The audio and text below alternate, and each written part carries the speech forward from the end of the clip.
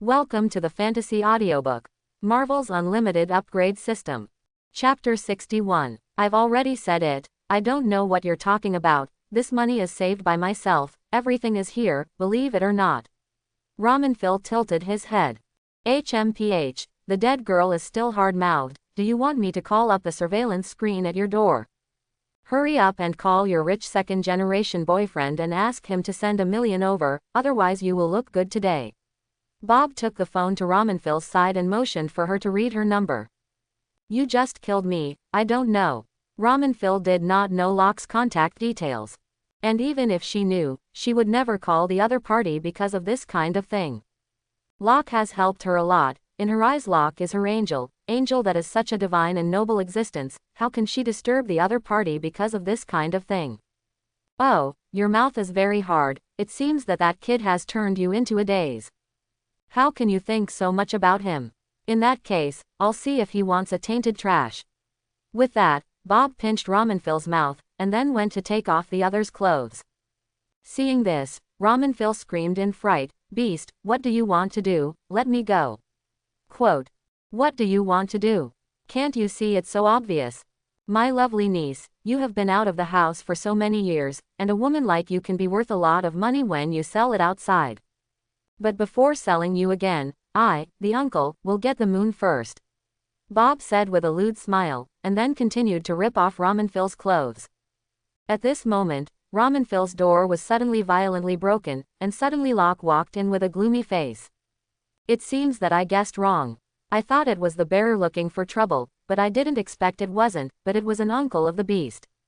Hey, you're really shameless. Don't even let your own niece go, you are still not human. Locke said furiously. As early as a kilometer away, Locke had already detected the situation here. Because as his strength improved, the range he could probe with his chi sense became wider and wider, and he had now reached a radius of 1 kilometer. Within a kilometer, he doesn't have to get close at all to see everything clearly, and in a sense, his ability is almost miraculous. Locke, you go quickly, he has a gun in his hand. Ramonville did not expect that Locke would suddenly appear at this time, and at this moment the excitement, joy and doubt in her heart burst out in unison, almost making her want to cry. But she knew that now was not the time to cry, and Bob had a pistol on him, something she had known for a long time. Therefore, the moment she saw Locke, she subconsciously reminded loudly. But her reminder was still a step late, and as soon as Bob saw Locke, he instinctively took out the pistol on his waist, and then pointed it viciously at Locke. Who are you? Bob had never met Locke, so he had no idea that the Locke in front of him was what he called Ramonville's boyfriend. Watching Bob point a gun at himself, instead of looking the slightest bit terrified, Locke pouted and laughed. I think Ramonville said the wrong thing. You are not only a scumbag, but also a fool. Didn't you always want me to give you $1 million? But now that I have appeared in front of you, but you don't know me, do you say you are stupid? Locke scoffed. You are his boyfriend, ha ha ha, it's really heaven has a way you don't go, hell has no door for you to break in. It's wonderful that I was looking for you, but you sent it yourself.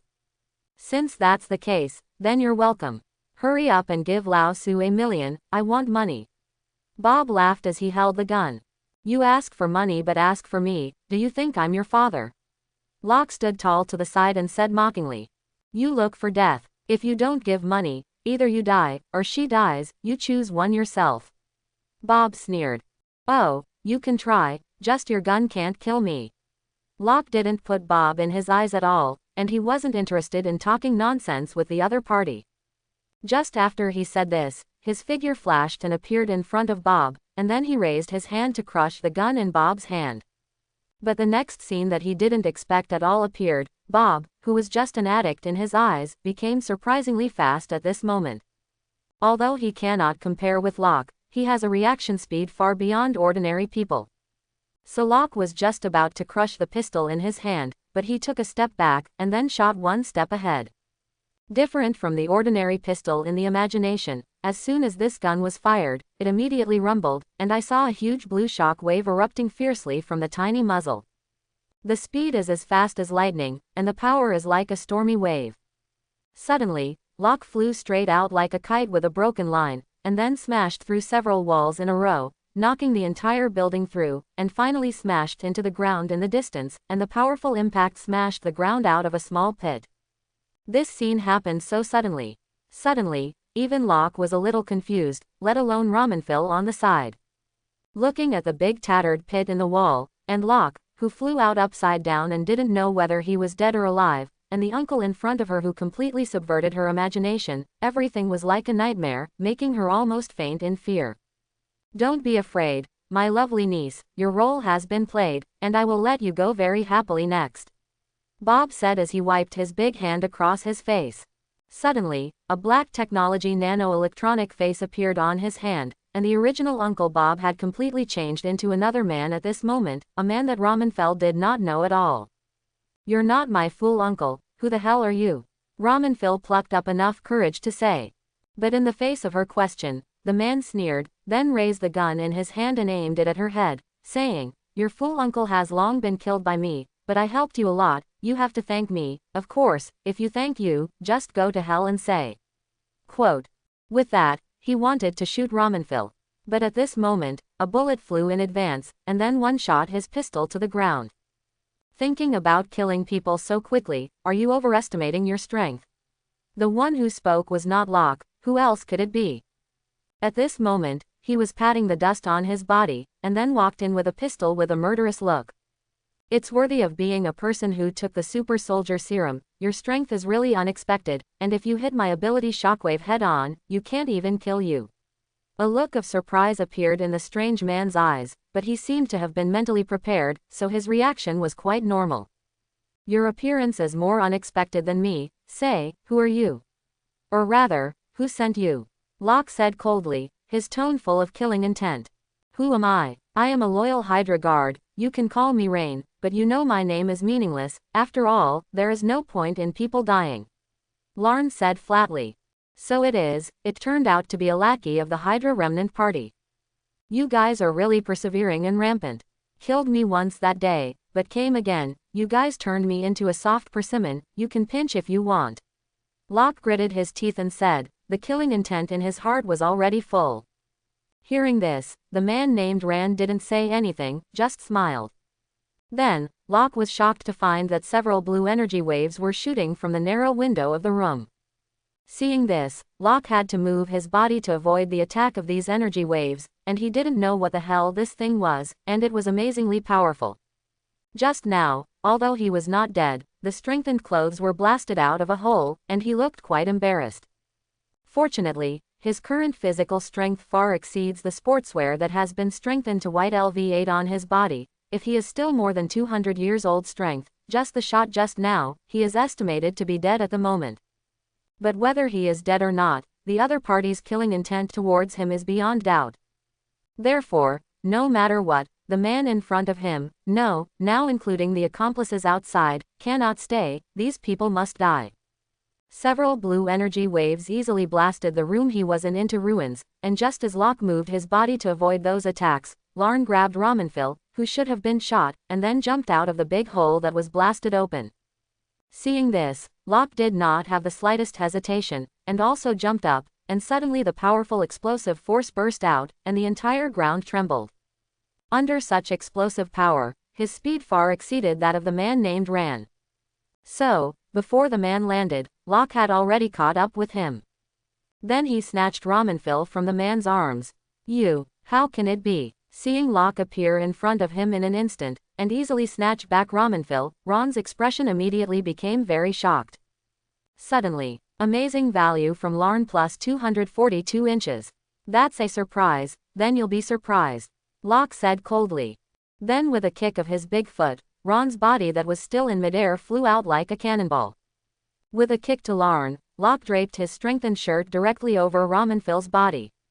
Then, while holding Ramonfil and temporarily escaping from here, he used his consciousness to manipulate the tracksuit. Suddenly, his tracksuit changed rapidly, turning into a tight black trench coat that wrapped Ramonfil in just an instant. Stay here quietly, don't go anywhere, wait for a few minutes, and I'll take you away. Locke placed Ramonfil in a place that looked safe, and then he jumped and returned to where Ran was. Shoot him indiscriminately. Seeing Locke appear in front of him again, Ran, who had just risen from the ground, immediately ordered the arms to attack the men around him. Suddenly, waves of blue energy struck fiercely towards Locke like a violent storm, and the powerful firepower destroyed all the objects in the vicinity. Even several houses were unfortunately the target of lying guns, and they were strafed differently, but fortunately there were no people living in those houses, so they did not cause too many casualties, otherwise the crime would have been great. But even so, there must have been a report of the case. I am afraid that it will not be long before a large number of police forces appear here. In order to make unnecessary trouble, he had to fight quickly. When he thought like this, he held the pistol, and then, with the help of chi sense, he easily found the guys who were hiding in the shadows and releasing cold arrows. As a result, the pistol in his hand was like a machine gun, and it clicked and spat out tongues of fire. And those Hydra members who thought that they would be fine if they dodged and shot, they would all be shot by Locke. Because no matter what was blocked in front of them, in front of Locke's special pistol that could easily penetrate 10 centimeters thick steel plates, everything was a floating cloud. If one shot can't be shot, then 2 shots, it's really not enough to make up for the 3rd shot. If this is not dead, then hell. So, in just a few seconds, several guys who secretly released cold arrows died together. Suddenly, the originally exceptionally powerful fire suppression was immediately broken. A few shots killed these disgusting guys. Locke did not pause, only to see his figure jump, immediately appeared in front of the corpses of those people, and then quickly scraped the weapons left by those people that could emit blue energy waves. This is a good thing. Maybe it is still a black technology weapon, he naturally will not waste it.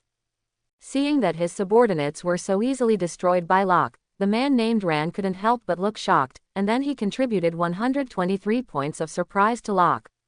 At the same time, he didn't think much about it, and he was afraid when he pulled out his legs. His running speed is by no means comparable to ordinary people, then like a cheetah, it is amazingly fast. Looking at his exceptionally agile skills, countless questions appeared in Locke's mind.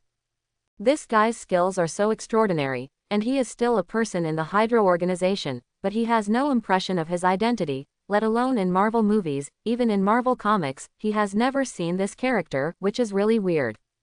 I can't figure it out for a while, and Locke doesn't bother to think about it, so he will naturally know if he comes to interrogation him. When thinking like this, Locke's figure had already rushed out like a gust of wind. Ron's speed is right, but it is much worse than Locke. Just a breath of time, Ran, who was running at full speed, was pressed to the ground by Locke and rubbed fiercely. The picture was simply miserable. After rubbing on the ground, Locke lifted Ran in his hand like a chicken. I saw that at this moment, Larn had a blue nose and a swollen face, and his expression was sluggish, as if he was going to die, and he looked extremely miserable. The intelligence is wrong, you shouldn't be so strong, I was pitted by those brainless fools above. Just when Locke stopped the unilateral beating, the man named Rand did not care about his injuries for the first time, but viciously cursed the management of Hydra. Hee, I think your intelligence may be correct, but the update is a little slow. After all, Lao Tzu's strength has skyrocketed.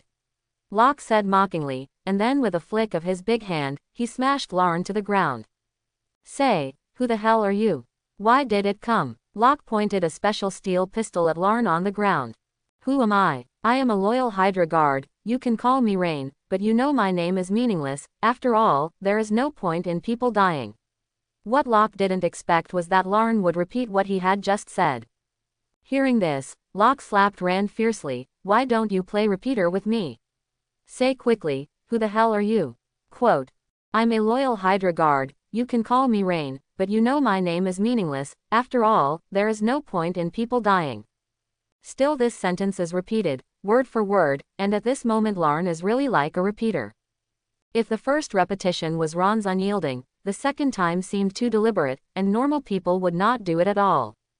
And just now, he found that when this guy was saying that sentence, his eyes were empty and godless, as if someone has manipulated it. But when he asked about something else, this guy's mind seemed to be very clear. That is, the sentence he asked seemed to trigger a certain command, and then let the guy in front of him automatically react. Could this be Hydra's latest anti-interrogation technology?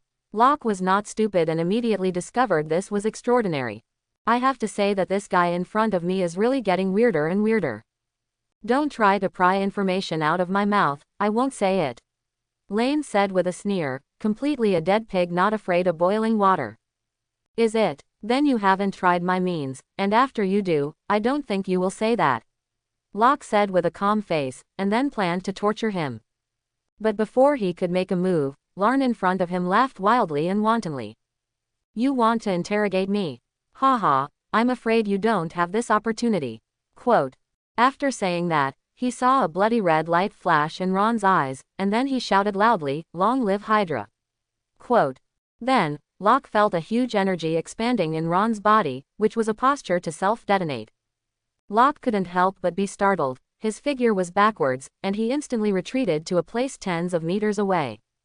And that Ron's whole person inflated like a balloon, and then boomed, a huge explosion sounded, and the powerful shock wave shattered the glass of the nearby residential building. Looking at this scene in front of him, Locke's face was gloomy as water. He didn't get any information. This only prisoner died like this, and who it was, his heart was unhappy and depressed. The movement here is too loud, and there are already sirens approaching here. Locke naturally won't stay for long, although he can't find specific information about these guys for the time being, but at least he knows one thing, that is, these people are all people from the Hydra organization. That is to say, the promise that Hydra organization would not trouble him before that Nick Fury had promised him did not seem to have done it, so it couldn't help but make Locke very unhappy. This result is whether it is Nick's carelessness or Hydra itself. Anyway, the image of S.H.I.E.L.D. in Locke's heart has fallen to the bottom. It seems that this matter has to be handled by me personally. Nick, this guy is really a pit. Fortunately, he did not join in the brain, which is really lucky. Locke muttered. Then, he put the energy wave pistol left behind by ran into the system backpack, and then returned to Ramonfil's side again. At this moment, Ramonfil is like a frightened kitten, shivering in a corner in Locke's clothes. At the moment Locke appeared, she suddenly seemed to see an angel, immediately rushed towards Locke, and then hugged Locke tightly.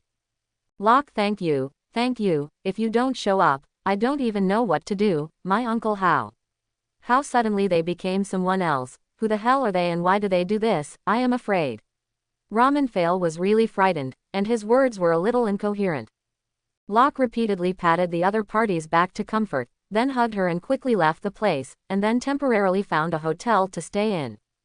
Don't go back to that home of yours these days, just stay here.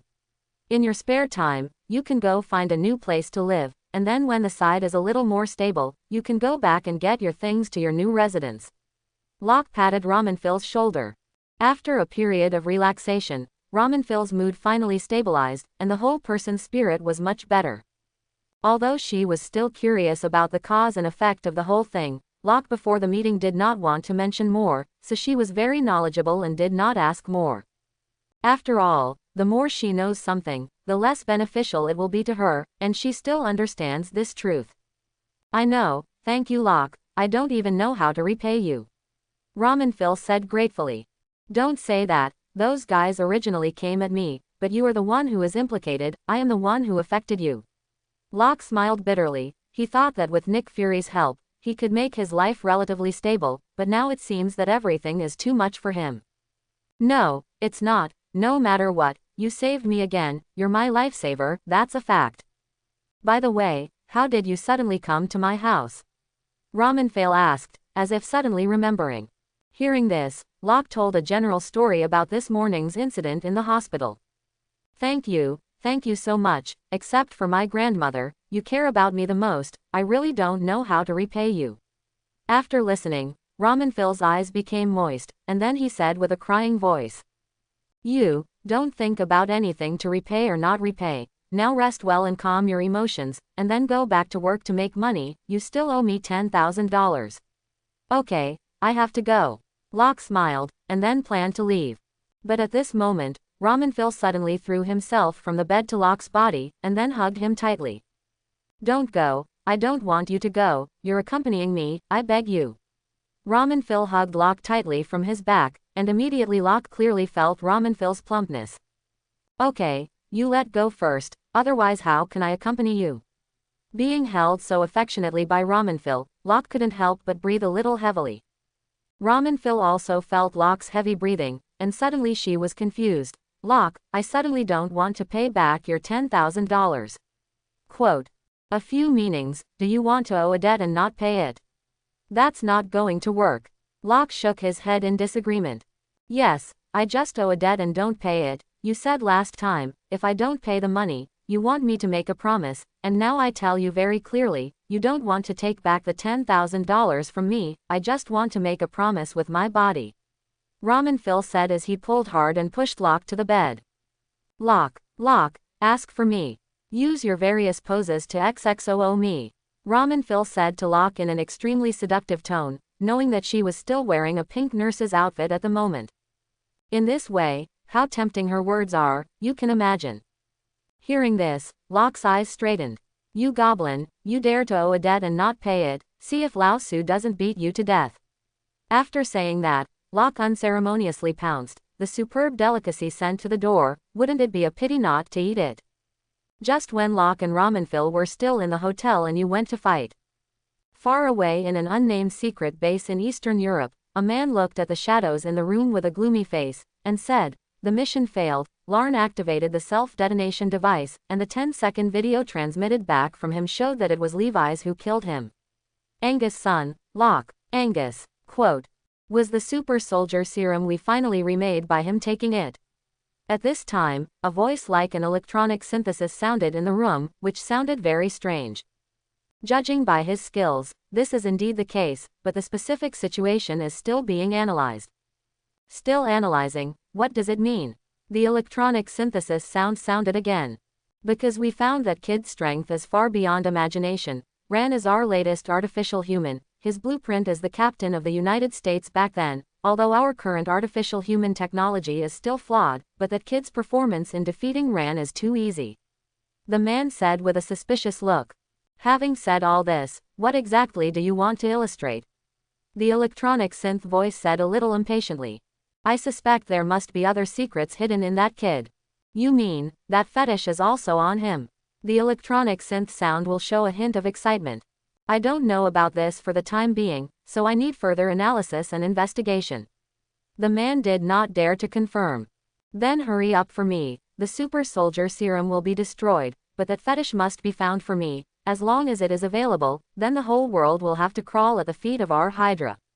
The electronic synth voice was very excited. Yes, I'll continue the investigation. Long live Hydra. After making a unique gesture characteristic of Hydra, the man slowly exited the room, and when he opened the door, the light outside the door temporarily shone in. Suddenly, in the originally dark corner of the room, a computer screen with blue light appeared. In a hotel in Queens. The naked Ramonville hugged Locke tightly. She was sweating at the moment, although this was the first time in her life. But under Locke's extreme gentleness and superb technology, she had lost count of how many times she had climbed the peak. The feeling was so comfortable that after it was over, it made her remember it endlessly. And the reason why she feels this way is naturally thanks to Locke's yin and yang dual cultivation complementary skills. Since learning this method, Locke's skill is superb, it is simply supernatural. As Ramonville said before, Locke really used countless gestures to XXOO. It's really amazing. Others say that after doing that file, you will look very tired, and why don't I feel this way at all, but feel that my whole body is refreshing and relaxed? Are you the ghost you are engaged in? Ramonville's heart was wide open at the moment, and he was very intimate with Locke, and his tone of voice was very playful and cute. You little goblin who owes debts, only now you know how powerful your man is. When you are comfortable, you man and I have used ancient secret techniques to unblock the meridians in your body, otherwise you think you can be as easy as you are now. Locke said with a smile. Woo, you are really too good for me, I love you to death. Ramonville said coquettishly. Well, I really should go, you should also go to work, otherwise the hospital will not want you, you can't make money, how can you pay me back? Locke patted Ramonville's body. Don't pay it back, I've already decided, I'll pay for it in the future, you want me to pay you back, dream about it. Ramonville Nunu said with a nose, looking very cute. However, although she said this, she still picked up her clothes very obediently and put them on. You can joke with Locke unscrupulously, but in real life, she still has a grandmother to support, and it is naturally impossible to do without a job. Although he and Locke have already had a relationship, in her heart she still doesn't want to trouble each other. After all, Locke has helped her too much, and she really doesn't know how to repay what is promised in order not to pay back. That is a pretense. She really likes Locke to voluntarily dedicate herself. Everything is equal. The money naturally has to be repaid. Not only the money must be repaid, but the meticulous care from Locke must be repaid. As for how to return, she looked at Locke, who was still lying on the bed, and after looking at the falling red on the side, she already had the answer in her heart. In order not to attract attention, Locke and Ramonville deliberately staggered the time to leave the hotel. Ramonville naturally returned to work at Marine's hospital, while Locke quickly headed towards an uninhabited forest. Just now, he contacted Coulson through the mobile phone that his widowed sister gave him, and today this matter, S.H.I.E.L.D. must give him an explanation. No, more precisely, Nick Fury wants to give him an explanation. With this attitude, a few minutes later, he appeared in the designated hidden forest, and then a stealth plane appeared in the sky. Without the slightest help, Locke jumped easily and jumped directly onto the plane. Then the plane became invisible again and disappeared completely. Locke, I haven't seen you for a while, your strength has become so strong. As soon as he entered the stealth plane, Coulson said with a smile. Hee, if my strength doesn't increase a little, I may not be able to see you today. Locke said in a very unpleasant tone. I'm sorry about the Hydra thing. Coulson said a little embarrassed. Looks like you already know about that. For Coulson's reaction, Locke was not surprised. After all, the other party was a level 8 agent. If he couldn't even know this in time, then he would really be sorry for his name. I also just received the news. Thank you for preventing another disaster, otherwise I really don't know how many people will die. You are a hero, Coulson said seriously. You don't compliment me. If I don't kill them, it's me who will die. Take me to see Nick's old bald donkey. Lousy wants to find him to settle the score. Locke said in an unkind tone. The chief already knew that you would be looking for him, so he was on the plane, and I will take you there. Coulson said. No thanks, I'm already here. Before Coulson could lead the way, Nick the Black Egg had already strode over from the other cabin. Long time no see, my dear Locke-san. Nick Fury opened his hands to Locke to show a hug, but seeing this, Locke did not step forward with a look of disgust. His arms only accept beautiful women, and no male creature wants to touch it, let alone this ugly black egg. Quote, Less set up with me, you must give me an explanation for the Hydra matter. At the beginning, you said that as long as you complete the task of saving Tony, you can handle it on Hydra's side, saying that the other party will not trouble me again from now on. But the result, Lao Su's friends were all implicated and almost killed. Is this your commitment? Locke's tone was extremely cold, and his face was extremely ugly. Don't be angry, this result is not what I want to see. I can only say that this matter is not as simple as we think. Nick Fury said apologetically. Oh, it's not so simple to say, it's light, I really want to slap you to death. Locke said angrily. Don't be so irritable, this matter can't be simply blamed on my head. We are a cooperative relationship, your identity is detected by them, are you not wrong at all? As far as I know, you showed your strength on the first day you returned to Midtown High School, and you also injured a few classmates not lightly. You were out of breath, cool. But have you ever thought that your behavior is not clearly telling the outside world that you are different from before? There is also the magic show of that party. People who don't know will think that you are performing magic, but people with hearts combined with your previous performance, it is estimated that they will not think so. For example, I'm curious, how did you make those changes? Nick Fury turned his head and suddenly looked at Locke with a curious face. Locke, don't change the subject, now I'm questioning you. Locke said angrily. I know it's your secret, and if you don't want to say it, forget it. Let's get back to business. I should have mentioned to you that the agents of the Hydra organization are everywhere, and their surveillance network may be more than our shield. In this way, it will not be long before your various abnormal performances will reach the upper echelons of the Hydra organization, and you say that they don't trouble you. Who are they looking for? Nick Fury shrugged and continued. I promised that they would not come to you again. That requires you to keep a low profile as a prerequisite, but you are so high profile, I can't do anything. Nick Fury sighed, looking helpless. Hearing this, Locke couldn't help but be stunned, and his heart was a little empty.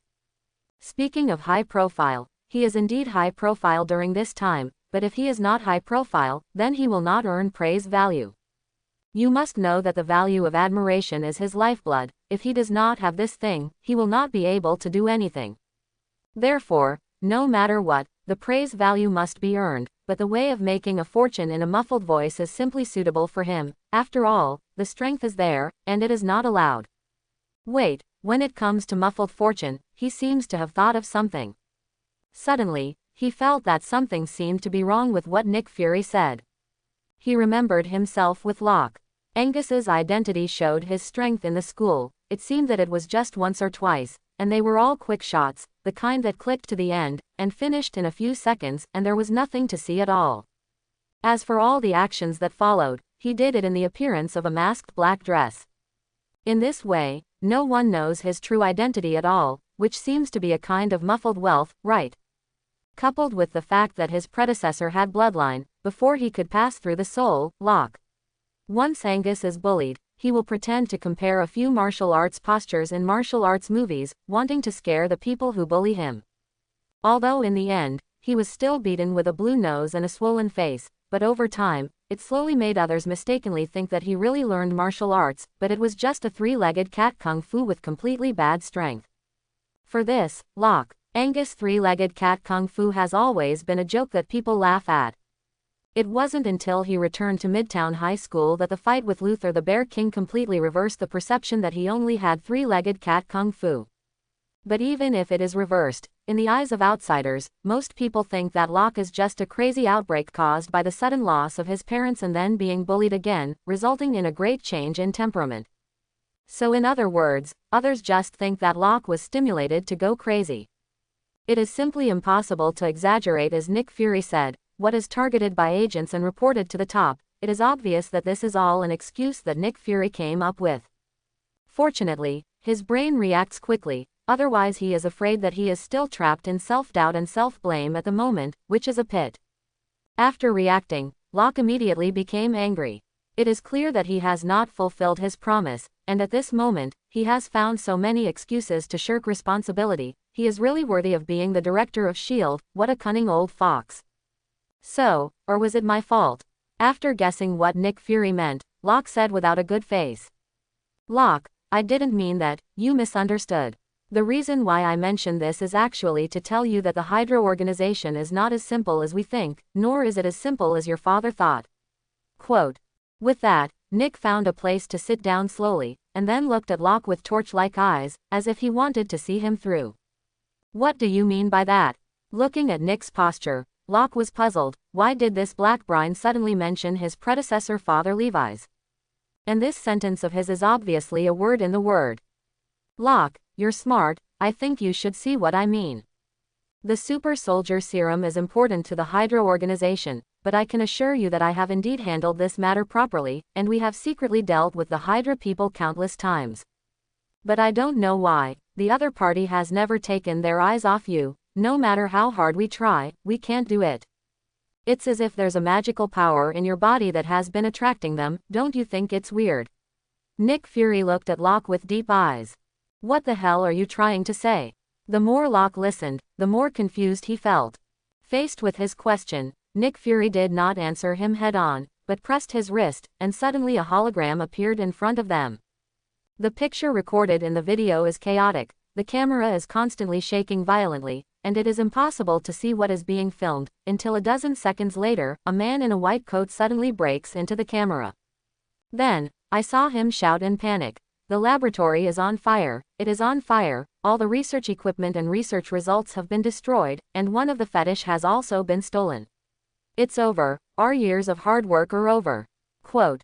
As soon as the man finished saying this, he suddenly slammed, and a gunshot sounded on the video screen, and then the man fell down in pain, and then the video screen was constantly flipping, and finally fell to the ground with a snap, and the screen went black, and the entire video screen was completely over. Where did this video come from? Locke looked at Nick with a solemn face. Although the time of this video screen is very short and the picture is not much, it mentions a very strange thing, a fetish. What kind of thing is called a fetish? Obelisk, infinity stones. Or is it something mysterious independent of the two? Everything is unknown. This is the intelligence that we worked hard to get from the Hydra organization, and the man who appeared in this video is the person in charge of the Hydra organization's reconstruction of the super soldier serum this time. Nick explained. You mean to say that this is a live record of my father while on duty? Locke questioned. Well, the time in it happens to be the same as your father's action time at that time, but your father's figure does not appear in the video, so I am not sure. Nick Fury said cautiously. However, combined with the Hydra organization's persistent attitude towards you, I think the person in charge here is your father. Nick Fury added. What do you mean by that? Why combine your attitude towards me? Are you misunderstanding something? Locke mused. Misunderstanding? I guess I didn't misunderstand. You also heard that the person in charge explicitly mentioned the word fetish, and that thing was never reported to us by your father, and he hid it from us. When the mission was completed, we all thought that your father had just destroyed the super soldier serum formula in Hydra's secret base and stole a copy of the super soldier serum. That's why you were hunted down, and then we found you and found out that you had indeed taken the super soldier serum, so we thought it was that simple.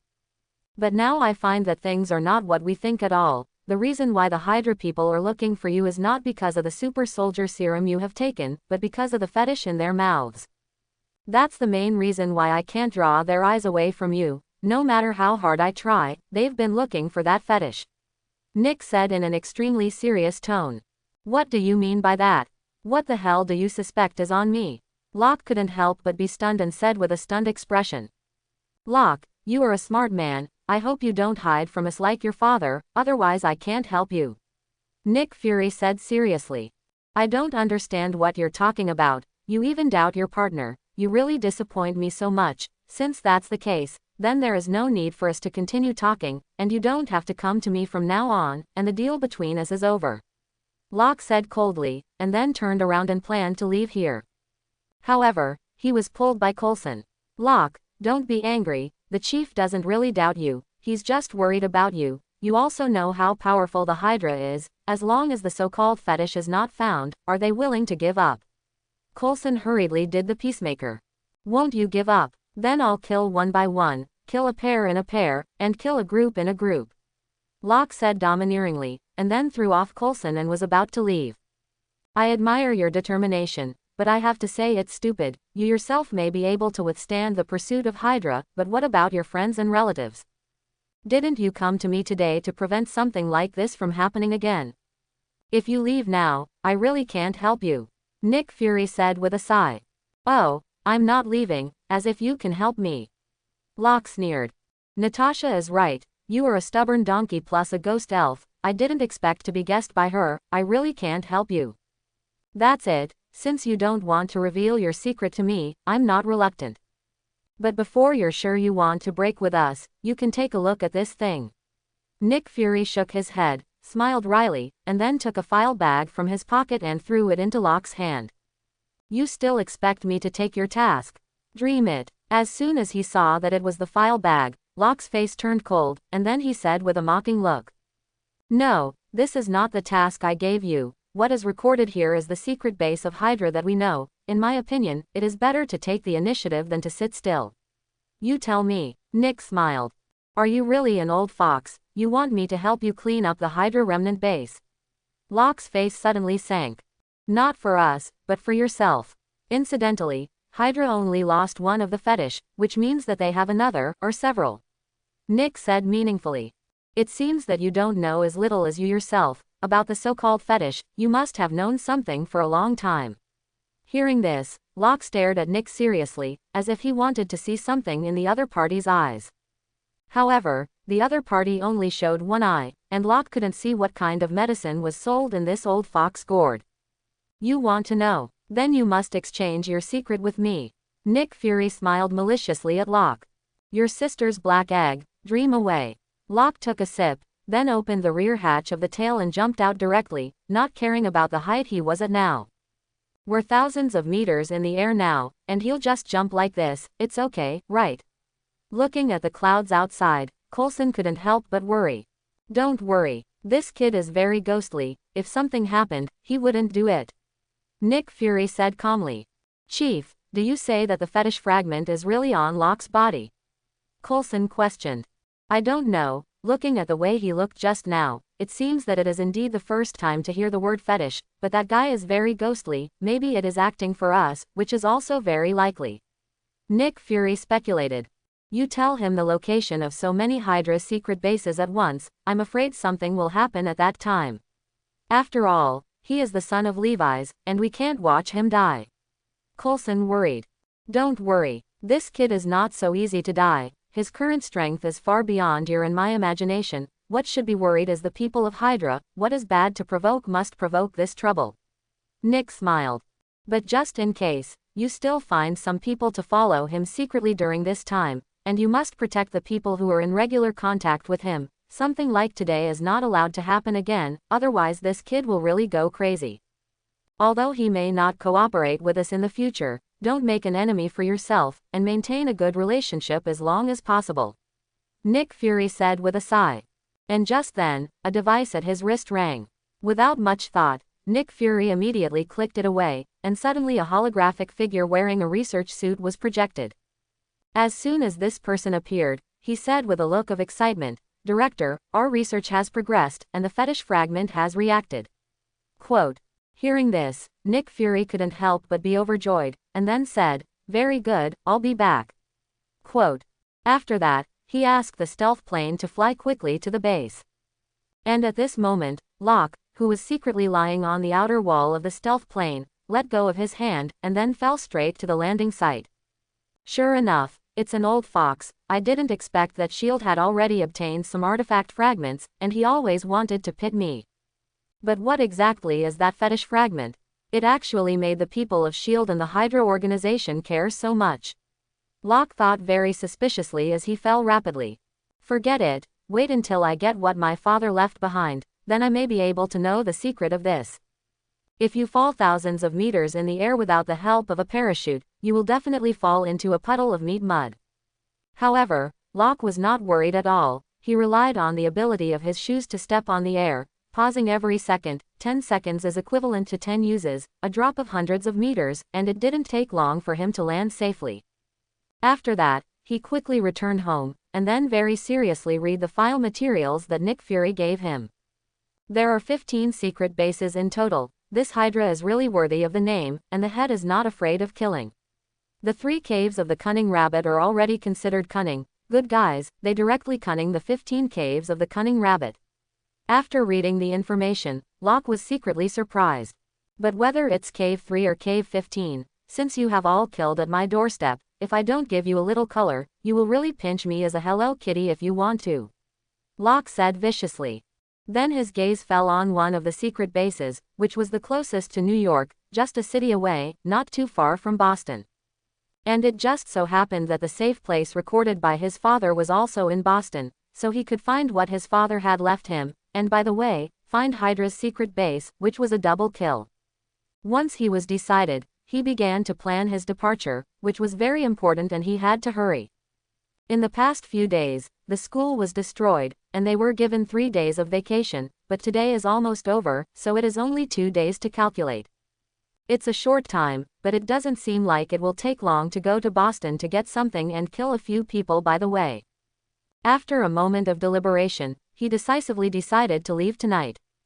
It was only 340 kilometers from New York to Boston, and it was only more than 3 hours by car, and by the time he arrived in Boston, it was late at night. At that time, there were not many people, and it was a good time to rob the house. Once he was sure, the only thing he had to do now, find a car. That's right, everything is ready, you owe the east wind. And his Dongfang is not something else, just a car that can flow unimpeded in the United States. Although he already has a car in his system backpack, it was obtained when he was on a mission in the Middle East, not to mention whether this car will reveal his identity as a masked man in black. It's hard to drive out. The traffic police in the United States are not vegetarian, they are equipped with guns. If they drive out, they will be stopped. He didn't want to delay his big thing because of such a trivial matter, and as for the car he used for magic, it was his good friend Carl. Thomas borrowed. Speaking of Carl, his eyes immediately lit up. This guy is a car fan, he has loved cars since he was a child, and if he can go with him, not to mention whether his few good friends in Midtown High School will be excited, it will also be very good for him. In developed countries such as the United States, the car is indispensable, and his family also had a car before, but after the car accident, his family's car and his parents left this world together. Thinking of this, Locke also faintly felt sadness, although the soul passed through, but the memory fused, so it is very normal for this kind of emotion to appear. Since you want to buy a car, then buy a better one. After all, there are many women around him now, and each of them is a top beauty. If you take it out one day, you can't let them be looked down upon in this regard, so the car must be bought, and you have to buy a good car.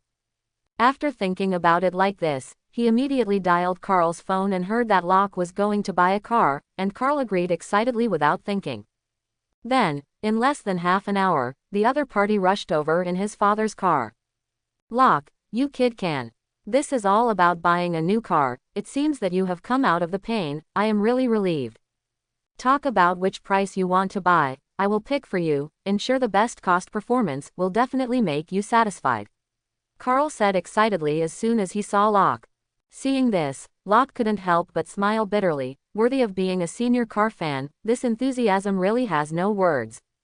Carl drove his father's car with Locke very quickly to the largest car store in New York, where there are countless cars of various brands, from domestic cars to imported cars, from low-priced to super-luxury cars. This can be said to be the most vivid place where the social class gap in the United States is reflected. The poor are hovering in second-hand car dealers, slightly better hovering in low-price areas, white-collar workers and other small social elites are hovering in the mid-range field. As for high-end and luxury, that is where the top of the pyramid can set foot in. And often through a person's words, deeds and speech, as well as dress, you can roughly see that a person's class is in that field. But there is an exception to this category, and that is the student party in casual sportswear, such as Locke at the moment. Locke, from the appearance, that is completely a young high school student, let alone buy a car. Even the driver's license may not be tested. Therefore, people like them enter the car store, and 99% of them will be mistaken for car enthusiasts, and coming to see the car is just to paint a heart, not to mention buying a car, or buying a car is difficult. Therefore, for people like them, basically no one will come to deal with them. Don't say, this phenomenon is really like this. Just after Locke and Carl walked into the car store, the surrounding salespeople completely ignored it, as if they were blind. After all, no one would think that such a young student has the money to buy a car, unless it is the rich second generation. But looking at Locke's rather cold dress, there is a difference between him and the rich second generation, and he is at most handsome. But buying and selling things doesn't depend on how you look, it's all up to money. It's really a bunch of dogs who look at people low. Carl is a regular visitor here, and he always loves to run here. Therefore, he was still quite familiar with the rules here, so seeing that no one came forward to ask them, he naturally guessed what the reason was, and immediately said with a look of displeasure. And Locke came for the first time in his life, and he naturally didn't understand that there were so many Taoists in it, so he didn't feel anything. As soon as he heard Carl speak like this, he immediately looked at Carl with a surprised look and asked what was going on. Carl is also a person who can't hide his words, and immediately talked to Locke. After listening, Locke laughed, and then patted Carl's shoulder and said, "I think it's good that this is good, and it also saves some insignificant people from disturbing me." Quote, "That's what you're talking about. By the way, you still haven't told me which price you're going to buy. Say it, I'll give you a reference. Make sure to get the best cost performance." Being comforted by Locke, Carl was in a much better mood, and immediately said enthusiastically, "How much price? Since you want to buy a car, then buy a better one, just between 200,000 and 300,000. Locke remembered those good cars in his previous life, how they all started with millions, so he spent 200,000, which was converted into coins as more than 1 million. To be honest, the car of this price can only be said to be average. After all, there are many local tyrants and rich second generations. Some people buy one casually, it is tens of millions, so a million is really a small meaning. However, in his opinion, it is a small meaning, but in Carl's opinion, it is a huge number, and when he heard this price, Carl was instantly stunned. "What, 2,300,000, you. It's not going to be a joke with me, is it?" Quote, "What's wrong? Is it too cheap? That, then add another 100,000, more than 300,000, this is already my limit, it can't be higher, otherwise Lao Su will have a heart attack. Locke clutched his chest and said with great heartache.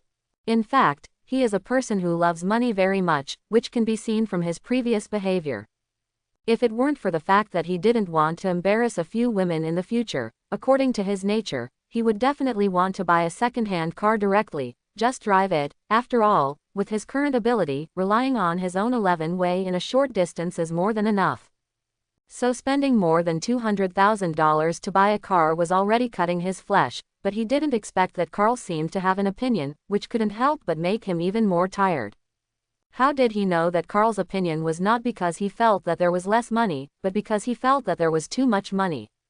More than $200,000, what a huge amount of money for a high school student. Spending so much money on a car, it's just crazy, okay. Where did Locke get so much money? Didn't his parents die tragically? Is it an inheritance or compensation? Suddenly, one question after another appeared in Carl's heart, making him very uneasy.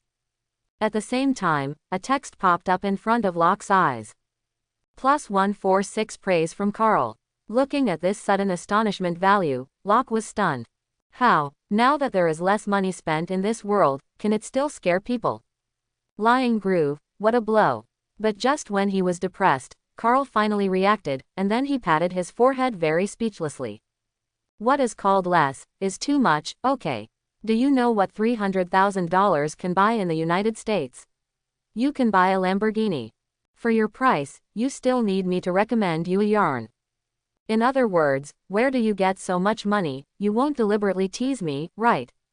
Carl squinted, looking like I didn't see you were well. Hearing this, Locke was stunned, and then remembered an article he had seen on the internet, saying that the price of cars in foreign countries was far cheaper than in, and the price of some cars could even be half cheaper. If that were the case, then the fact that he was now spending $300,000 on a car would be an inhuman act. No wonder Carl in front of him was frightened. After understanding it, he immediately started laughing and said, "Haha, Carl, you are really smart, I'm just joking, where do I have so much money? Just recommend me between 50,000 and 100,000. Quote, 50,000 to 100,000 is also expensive, but it is still within the acceptable range, just as I know there is a good one, I will take you to see it now." Relieved, Carl took Locke to a car sales shop. This sales house is quite large, and there are quite a lot of sales staff inside, but most of them are busy introducing car information to the customers at hand. And the sales without customers in their hands, after seeing such young faces and cold clothes of Locke and Carl, turned their heads in unison, as if they did not see it. Obviously, they were all convinced that it was impossible for a young man like Locke to buy a car, so naturally they didn't want to waste energy on them. However, if no one is entertained when guests enter the door, this is obviously not allowed. So, under the order of a middle-aged man who looked like a manager, a woman with heavy makeup and dressed up walked towards Locke with an unhappy face. "Two students, are you coming to see the car? If you just want to see, you can go out and turn left, there is a car show going on, not only cars to see, but also young girls of your age." The woman's face was not very good, but she naturally wouldn't say anything if she offended people in person. So as soon as he came, he used a more tactful way to express the meaning that people like you are not welcome here. If someone with a little more nerves really can't hear what she really means, but Locke is not stupid, and his nerves are even more sensitive. Therefore, as soon as he heard this, his face immediately sank. "Lao Su sincerely came to buy something. I haven't opened this mouthful, your little sales directly ironed me, it's really a dog, I don't know that the customer is God." Just when Locke wanted to open his mouth to curse, a scolding voice sounded from not far away in advance, and this scolding voice sounded particularly familiar, which simply made him have the illusion of returning to his hometown. Because this invective turned out to be cursed in Chinese, containing all kinds of dirty words that Locke used to take for granted, to be honest, it was really very ugly, but it was quite kind. At the moment when this voice came out, everyone turned their eyes in unison, and Locke was naturally no exception. However, those foreigners naturally did not understand what they were scolding, they just knew that someone had spoken loudly, and judging by their faces, they should be scolding. Unlike the Americans, Locke heard clearly. The scolding is a middle-aged man with a big belly, and the scolding is a tall and slender, but rather cold-looking Oriental woman. This Oriental woman is wearing a uniform suit, and is obviously one of the salesmen here. And the man is not tall, but he is extremely fat, so combined, the other party looks like a talking hemp ball. Anyway, it's ugly, and I don't know if this guy is caused by living in the United States for a long time and then often eating those high-calorie hamburgers. But whether it is or not, these are not what Locke needs to pay attention to, and the reason why he turned his head to look at it was completely just curiosity. Then because he could understand Chinese, he knew more than the other people present. For example, he knew why this middle-aged man scolded the tall Oriental woman. From between the lines of the middle-aged ugly fat man, Locke knew that this man wanted to buy the car recommended by the Oriental woman, which was a good thing for the woman, but the ugly fat man was so upset that he wanted the woman to accompany him for one night. The woman is not that kind of person, so she directly refused, and also scolded the other party by the way. So, this ugly fat man was so embarrassed and angry that he broke out on the spot and directly launched a wild scolding mode, and all kinds of ugly words were scolded. And he deliberately used Chinese insults, so that no one here could understand what he was saying, and once someone came out to help the woman, he had an excuse to shirk responsibility. I have to say that this kind of person is the most disgusting. However, it is inevitable to meet this kind of person when going out, plus the woman is a salesperson here, even if she is scolded, she cannot scold back for regulations or other reasons. Therefore, just by looking at it, Locke was not interested. After all, this kind of thing that can guess the ending is really not interesting. But just when he was about to turn around and deal with his own affairs, an unexpected scene appeared. I saw that the beautiful saleswoman who Locke originally thought would not return the favor suddenly slapped the middle-aged man. Not only that, after a slap, the woman grabbed one of the middle-aged man's arms. Then her body twisted violently, her waist and crotch exerted force, and suddenly a huge force appeared, and then the woman suddenly flicked, and a move was thrown over the shoulder. Suddenly, the middle-aged man was easily thrown out by her, and then smashed heavily on the floor. In an instant, a painful wail sounded, which sounded very miserable. Bold apprentice, not only want to be lightweighted by me, but also dare to speak out. If I don't teach you, God can't stand it. Listening to the middle-aged man's screams, this cold woman did not stop, but kicked the fat man in the back of the neck. So, the screams stopped abruptly, and the man was directly kicked and fainted.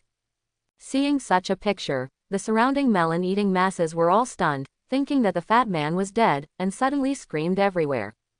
Hearing the screams around her, the woman seemed to react that she had broken into trouble, and suddenly a hint of chagrin appeared on her face, and she looked very depressed.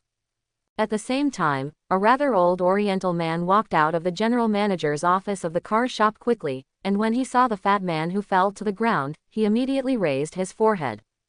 My aunt, I said it 800 times, I can't do it, I can't do it, I can't do it, you haven't sold a car for a few days at work, this person has knocked out several law. As soon as the old Oriental man came over, he poured a cup of cold water on the fat man who fell to the ground, and the fat man came to his senses as soon as he was agitated. As soon as the fat man woke up, he was stunned for a few seconds, and then he seemed to react, and immediately cried and said that he would call the police and protect his human rights, unless the beautiful saleswoman could compensate him for tens of thousands of dollars. But the older Oriental man simply ignored him, and directly asked a few young strong men in the car shop to lift him up and throw it out. From beginning to end, the simplicity of the means is simply incredible, saying that the customer is God, but in this car dealership cannot see it at all. And the rest of the car shop seems to have seen it for a long time, and their faces have not changed much. Grandma, you better go back and rest well, please, don't do it anymore. After cleaning up the fat man, the older Oriental man looked at the woman with a bitter face. No, I first came to the United States, my food and accommodation are all here, Uncle Lee. If I don't do some work, my heart will be overwhelmed, you let me continue to work. The woman shook her head and said very resolutely. But if you continue to do this, I'm afraid the car shop will be brought down by you. Besides, you don't know English, how can you do it? After all, there are still few buyers who can speak Chinese. The man named Uncle Lee said with a sad expression. Hearing this, a look of embarrassment appeared on the woman's face, and she wanted to say something, but was interrupted by Uncle Lee. Lin Yetu, Master Zhu sent you to the United States not to let you do this. Your energy should be focused on the task. As for making money, don't worry about it, old man, I still raised you.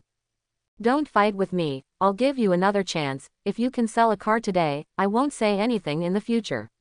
Uncle Lee spoke to the woman surnamed Lin in Chinese. They seemed to think that the people around them could not understand Chinese, but they did not think that Locke, who was not far away, could hear clearly. Master, task, could it be that this is a member of the martial arts sect from? No wonder this woman's body has vitality circulating, it seems that it is not simple. Hearing this, Locke smiled, not knowing what was going on in his head. The woman surnamed Lin's decisive move attracted everyone's attention, so that what should have been done was delayed. For Locke, what should have been done was naturally to scare the Western woman in front of him who painted like a ghost. However, after hearing the conversation between the man named Uncle Lee and the woman surnamed Lin, he dismissed this idea again. But he dismissed the thought, but the woman with heavy makeup was eyeless, and still said in an impatient tone, have the two classmates seen enough? If you have seen enough, hurry out, there are better looks outside, don't delay our work. Quote. As soon as he heard this, Carl on the side exploded first. What do you call getting out quickly? Is this your attitude towards customers? Quote. Customer, oh, don't be funny, look at what you are wearing, a screw we have here is more expensive than your clothes. I don't know about you, a group of students with few children, who come to us to see the car all the time, just look at it and don't buy it, blindly delaying our efforts. I tell you, get out of here quickly, or if you see it, be careful that I let people throw you out too. I don't know if the scene just now emboldened this woman, and this will be directly outstanding. Hearing this, let alone Carl, Locke's face on the side suddenly became gloomy. Dog's eyes look at things that are low, believe it or not, I'll throw you out first. Locke said in a deep and angry voice, and at the same time a fierce coercion was released. That woman is just an ordinary person, where can she withstand the oppression of Locke and so on? Suddenly, she was frightened, her face turned white, and finally she sat down directly on the ground with a plop. Seeing such a scene, everyone's eyes shifted to Locke, including the man named Uncle Lee and the woman surnamed Lin. At the moment he saw Locke, the eyes of the woman surnamed Lin couldn't help but flash a surprised light, and her face was very shocked. Do you think I can't buy a car? Then Lao Su will buy it for you, but you don't want the sales share, find me someone who can speak Chinese. What's special? Lao Su is not powerful, you and I am a domestic cat. The last sentence was deliberately said in Chinese. Hearing this, the woman surnamed Lin not far away was stunned again, and then there was an excited look in her eyes, it seems that today's business is coming. With a hint of excitement, Lin walked towards Locke as if he were walking quickly. Sir, I'm sorry, my colleague can't see Tarzan, don't be angry, I'll show you the car, how? Lin Wanwan said in Chinese. Seeing this, the corners of Locke's mouth couldn't help but pull up an arc, and then looked at the very cold woman in front of him with a smile. This woman's skin is as fair as precious jade, her facial features are dignified and three-dimensional, her figure is tall and well-proportioned, and there is a sense of perfection that is too much and less is too little. Although she is an orthodox Oriental, her appearance is not inferior to Alice's three-dimensional facial features, and her body also has an ancient beauty unique to Oriental fairies. Just such a woman uses the idiom to describe it, that is completely peerless.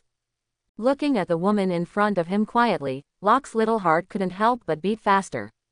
Oops, it's a heartwarming feeling. Sir, are you listening to me? Locke looked a little confused for a moment, and forgot to reply.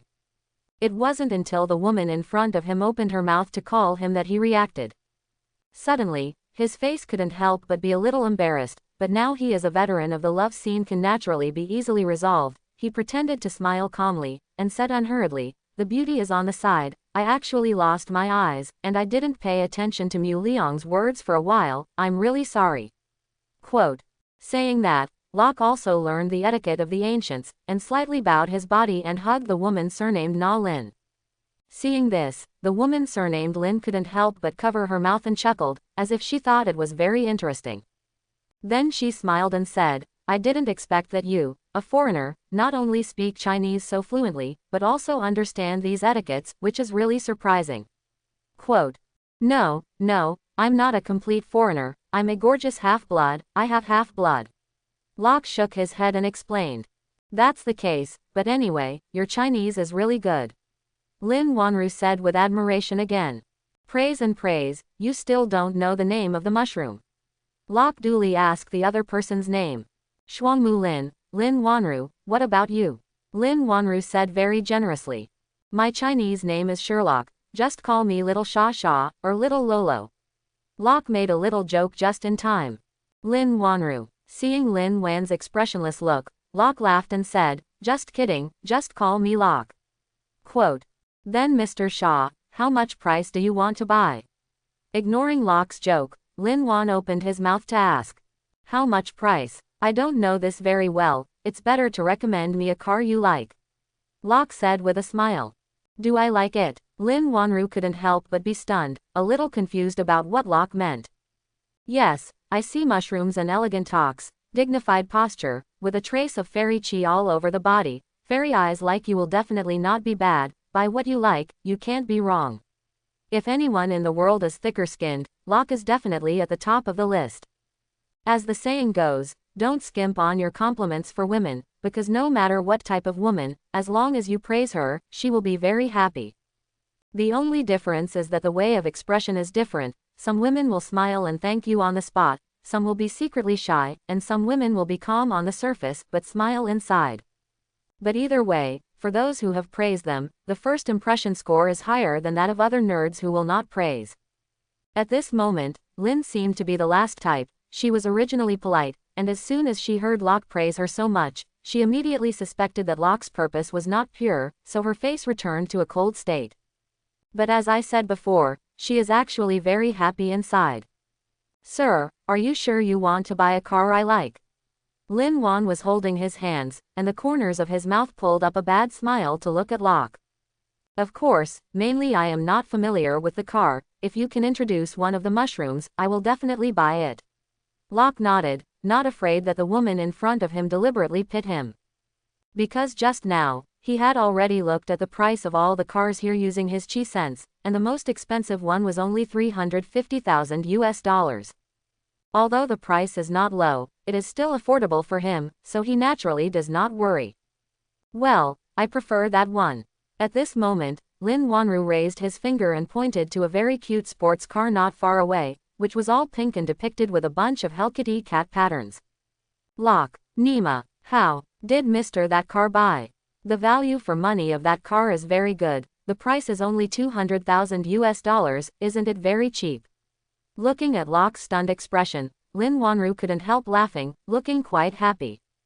Although Locke was praising her just now, she was a little happy in her heart, but I have to say that Locke was too deliberate, which was obviously trying to provoke her. And she was still quite disgusted by being prodded by men, so she deliberately wanted to rectify Locke as a lesson for Locke. But what she never expected was that Locke suddenly laughed after a moment of confusion, and then said very affirmatively, of course, this car is so beautiful, I want this one, go and pay. Quote. Lin Wanru. Locke said while handing a bank card to Lin Wanru, and the meaning was self-evident. His purpose in buying a good car is mainly for his own women, and now Lin Wanru has picked a pink supercar for him, although it does not conform to his aesthetics, but it conforms to the aesthetics of women. In this way, he naturally does not care. Anyway, any car is driven, pink cars he can still drive, after all, who makes him thick-skinned? However, his behavior immediately stunned the crowd. Suddenly, +5-6 praise from Carl. Amazing value from Lin Wanru +121. In just a few moments, Locke gained more than 2,000 praise points from the huge car dealership, which is not small than the gain. Bought a car, provoked a woman, and earned an amazing praise value, killed 3 birds with 1 stone, and earned a lot. Locke thought with secret delight. Are you sure that the items sold by this car shop cannot be returned or exchanged at will? This will be Lin's turn to be confused. She originally wanted to tease the rich second generation in front of her, but she didn't expect that the other party was not only not angry, but really bought it, which simply made her feel incredible. Maybe the brain circuits of rich people are different, she couldn't help but think. Oh, almost forgot, can't pay so quickly, after all, I haven't tested it yet. Locke patted his head, looking very annoyed. Everyone, why are you so reactive? I thought you figured it out and didn't buy it. According to the regulations, sales need to accompany customers to test the car together, right? Locke winked at Lin Wanru. Yes, Lin Wanru nodded very depressedly, originally wanted to fix this man who wanted to provoke her, but did not expect to be killed by the other party. Then please get in the car. Locke sat in the driver's seat, and then motioned for Lin to be in the co-pilot's seat. Seeing this, Lin Wanru had to sit up resignedly, knowing that if she couldn't sell another car today, Uncle Lee wouldn't let her come out to work, which was not the result she wanted. Looking at Lin Wanru, who was a little reluctant to sit on the side, Locke showed a triumphant smile on his face. Then, the car quickly drove out of the dealership, and there was a special test track outside. Lin knew Liang, I still don't know where your hometown is. Locke asked consciously or unintentionally while driving the car. Does this have anything to do with the test run? Do you rich second generation feel so good about yourself? Think all women are within reach, and all women will revolve around you. If you think so of me too, I'm sorry, you think too much. Buy a car, don't have other non-judgmental thoughts, otherwise be careful I will throw you out. Lin seemed to have been holding back for a long time, and looked at Locke Dao in a very unkind tone. Hearing this, Locke smiled and did not take her words to heart, but shrugged. My fair lady is a gentleman, this is the common feeling of people, how can you say that there is a difference between right and wrong?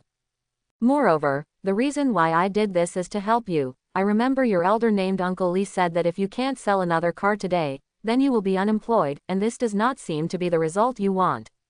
I did not hesitate to spend a lot of money to buy a luxury car to help you, and instead of being grateful, you speculated about me like this, which really makes me sad. Quote. Cut, help me, wait, how do you know what Uncle Lee told me? Lin Wanru just wanted to refute, but she was suddenly stunned, and then looked at Locke with a shocked expression, her eyes full of incredulity. At the same time, Locke received 169 likes from Lin Wanru. Hee. I don't only know about the conversation between you, I know even more that you forcibly absorbed the yuan qi into the body, causing the yuan qi to run chaotically in the body. I don't know what secret method you have cultivated, but if you continue to practice like this, I tell you that within a year, the meridians in your body will definitely be destroyed by the chaotic vitality, and then you will be reduced to a wasted person, and your life will be in danger. Locke suddenly looked at the woman in front of him very seriously. Hearing Locke's sudden mention of yuan qi, Lin Wanru became even more incredulous. You, who are you? Quote. It doesn't matter who I am, what matters is that I can save you. When you come to your menstrual holiday every month, do you feel that your lower abdomen has an unusual pain, which is not ordinary people's menstrual pain, but a sharp pain like needles? Locke suddenly looked at Lin Wanru calmly. Hearing this, Li Wanru's face couldn't help but blush, and the sense of horror on his face became more and more intense. This is her hidden disease for many years, she has never told anyone else except for some powerful doctors, so how did Locke know? Everything is so weird. At this moment, Locke was so mysterious and incredible in her eyes. Seeing that Lin Wanru did not speak, Locke did not say more, but drove the car back to the car dealership, and then handed a card with a phone number written in front of Lin Wanru. You keep this phone number first, and when you think about it, you can contact me, see that you are the person, and then I can give you a discount. Locke said with a smile. Receive. Charged. Lin Wan couldn't help but be stunned, and the capital was confused. How else? Do you still want me to be Beiji? Dream it, but if you can make a promise, I don't mind saving for nothing. Locke opened the car door and walked out laughing. Lin Wanru. This car is very good, that's it. After getting out of the car, Locke ignored Lin Wanru, walked directly to pay, then hung up the license plate, and left dashingly. The term, qi, is not unusual in the Marvel world, among which Kunlun City, located, which is the birthplace of the Iron Fist of the past dynasties, is a place where qi is respected. However, although the saying of qi is not unusual, there are very few people who can sense the existence of qi, and there are even fewer people who can use qi correctly. Therefore, being able to meet an Oriental beauty who can absorb vitality in the United States that is thousands of miles away is simply a big lottery. And just when Locke used his chi sense to find out how strong Lin Wanru really was, he accidentally discovered Lin Wanru's fatal hidden disease, so that he would take the initiative to contact the other party. Not to mention that it was for women. Just because this woman was a person, and she was also a rare awakened person, he felt that he should come to the rescue.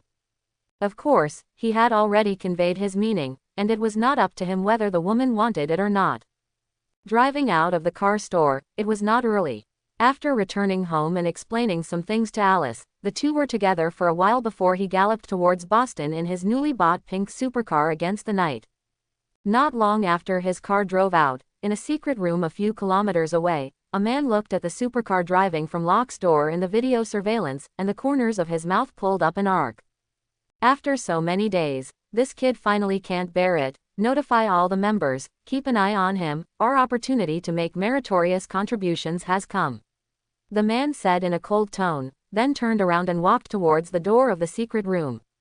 If Locke had been present at this moment, he would have recognized this man and would have been shocked. Because this man looks exactly like the Rand he killed a few days ago.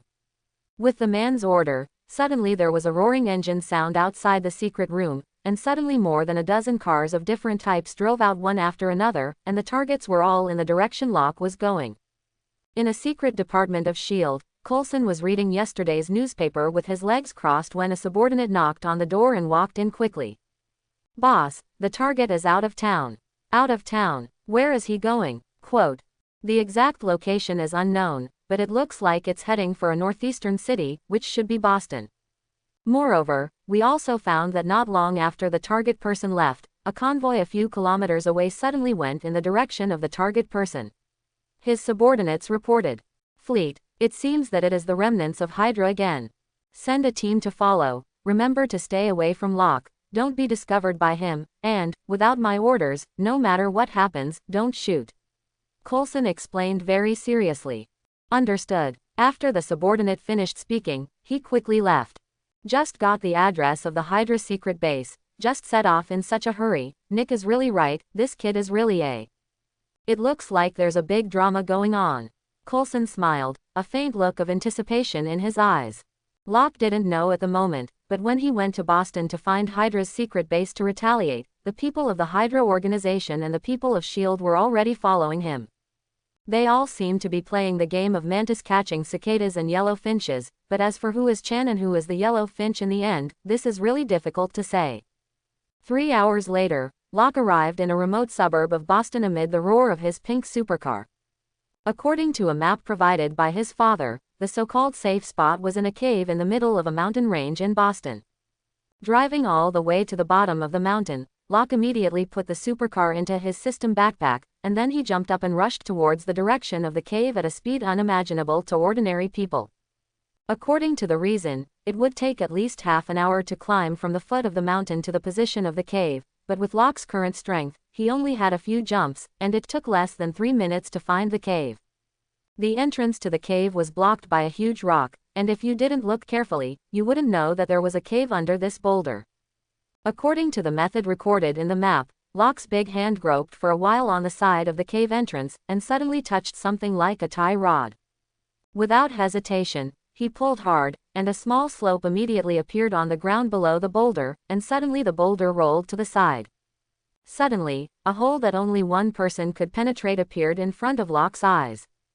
It's really a delicate mechanism. If this place is not guided by a map, I am afraid that no one will be able to find it. It is worthy of being a safe place for the agents to find. It is really good. Locke was secretly surprised as he slowly walked into the cave. The cave was not like an ordinary cave, it was obviously specially built, and as soon as he walked in, a soft light lit up inside. Then the boulder at the entrance of the cave rolled again, and it blocked the entrance again. Through the light, Locke saw chairs, tables, simple beds, everything, and it seemed that his father had taken refuge in this place.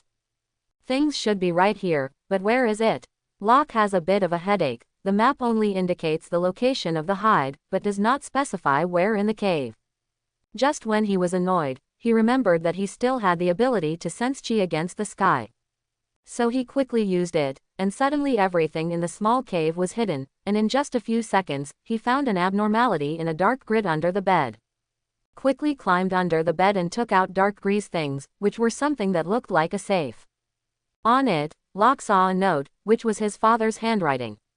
The iris is turned on, and the wrong thing destroys people and dies. His father seemed to be worried that it was not Locke who found the box, and even added an insurance policy. I have to say that this caution is really not simple.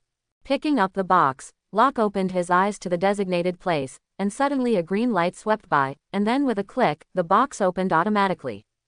Suddenly, a bottle of green potion and a fragment of colorful crystals as large as a small fingernail appeared in front of Locke's eyes. That green potion should be a super soldier potion, but what is that colorful crystal fragment? Looking at the two things in front of him, Locke's brain was racing rapidly. Then he immediately picked up the two things, but a scene that he didn't expect at all suddenly happened. I saw that at the moment when he held the colorful crystal in his hand, the thing immediately melted into the palm of his hand like an ice cube, and then the melted liquid seemed to have life, and it quickly drilled into the capillary pores of his palm. At the same time, a bell-like voice immediately sounded in Locke's mind. This voice was solemn and atmospheric, majestic and heavy, like the immortal sound that sounded above the 9 heavens, which was shocking. Fusion of super-dimensional divine bead fragments, the system energy replenishment to 10%, can open part of the system top secret information exporting, ding, export completed. What? Super-dimensional divine bead fragment? What is this? Hearing that voice, Locke looked confused, completely unaware of the situation. And I don't know if it is because of the fusion of this magical colorful crystal fragment, the function of the infinite upgrade system seems to have been somewhat upgraded. When these questions appeared in Locke's mind, the infinite upgrade system was automatically answered. Super-dimensional divine bead, level, a super god level far beyond the 4 major levels.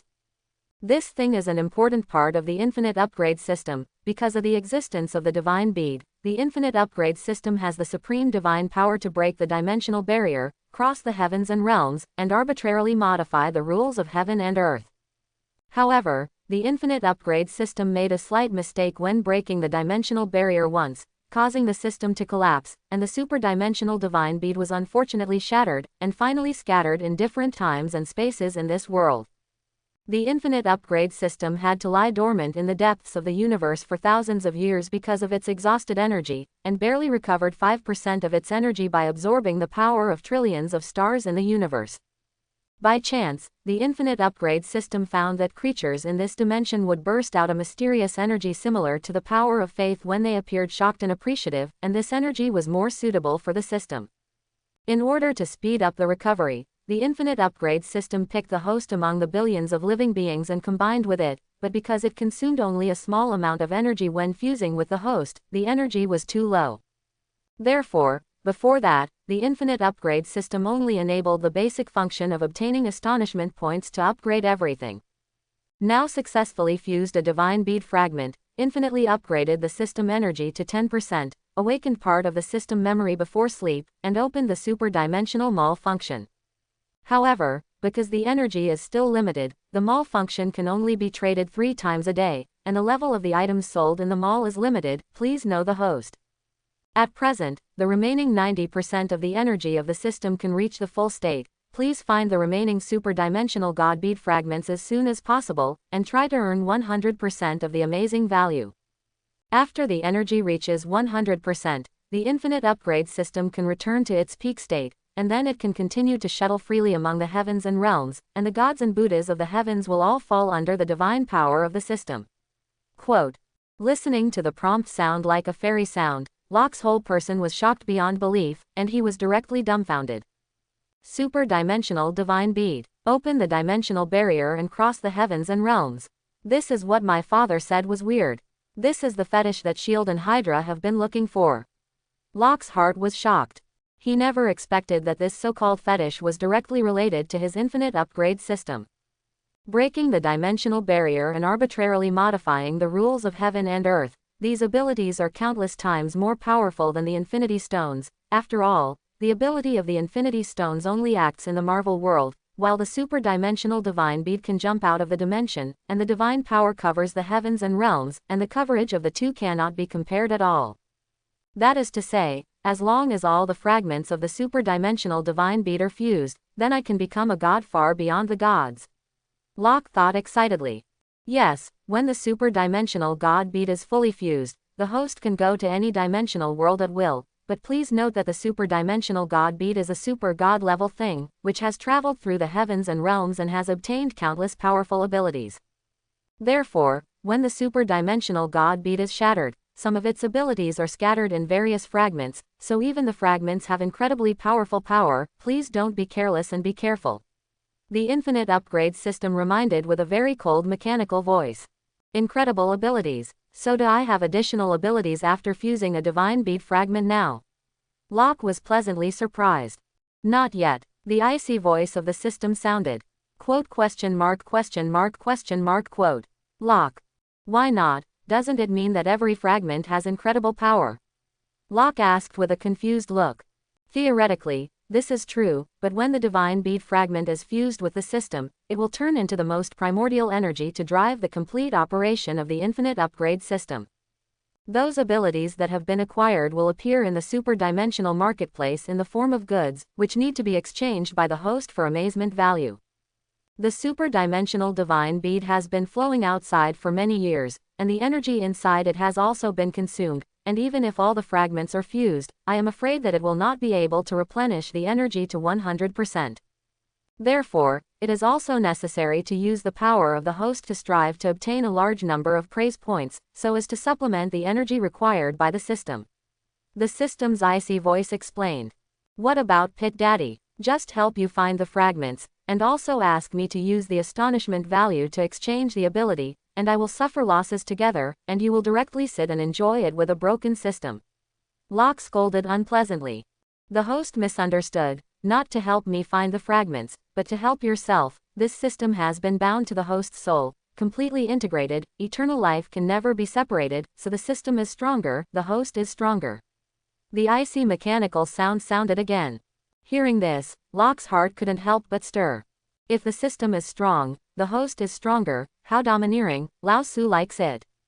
Understood. Then how do I find the remaining divine bead fragments? Locke asked curiously. After fusing the super-dimensional divine bead, the host can sense the existence of other fragments within the specified range.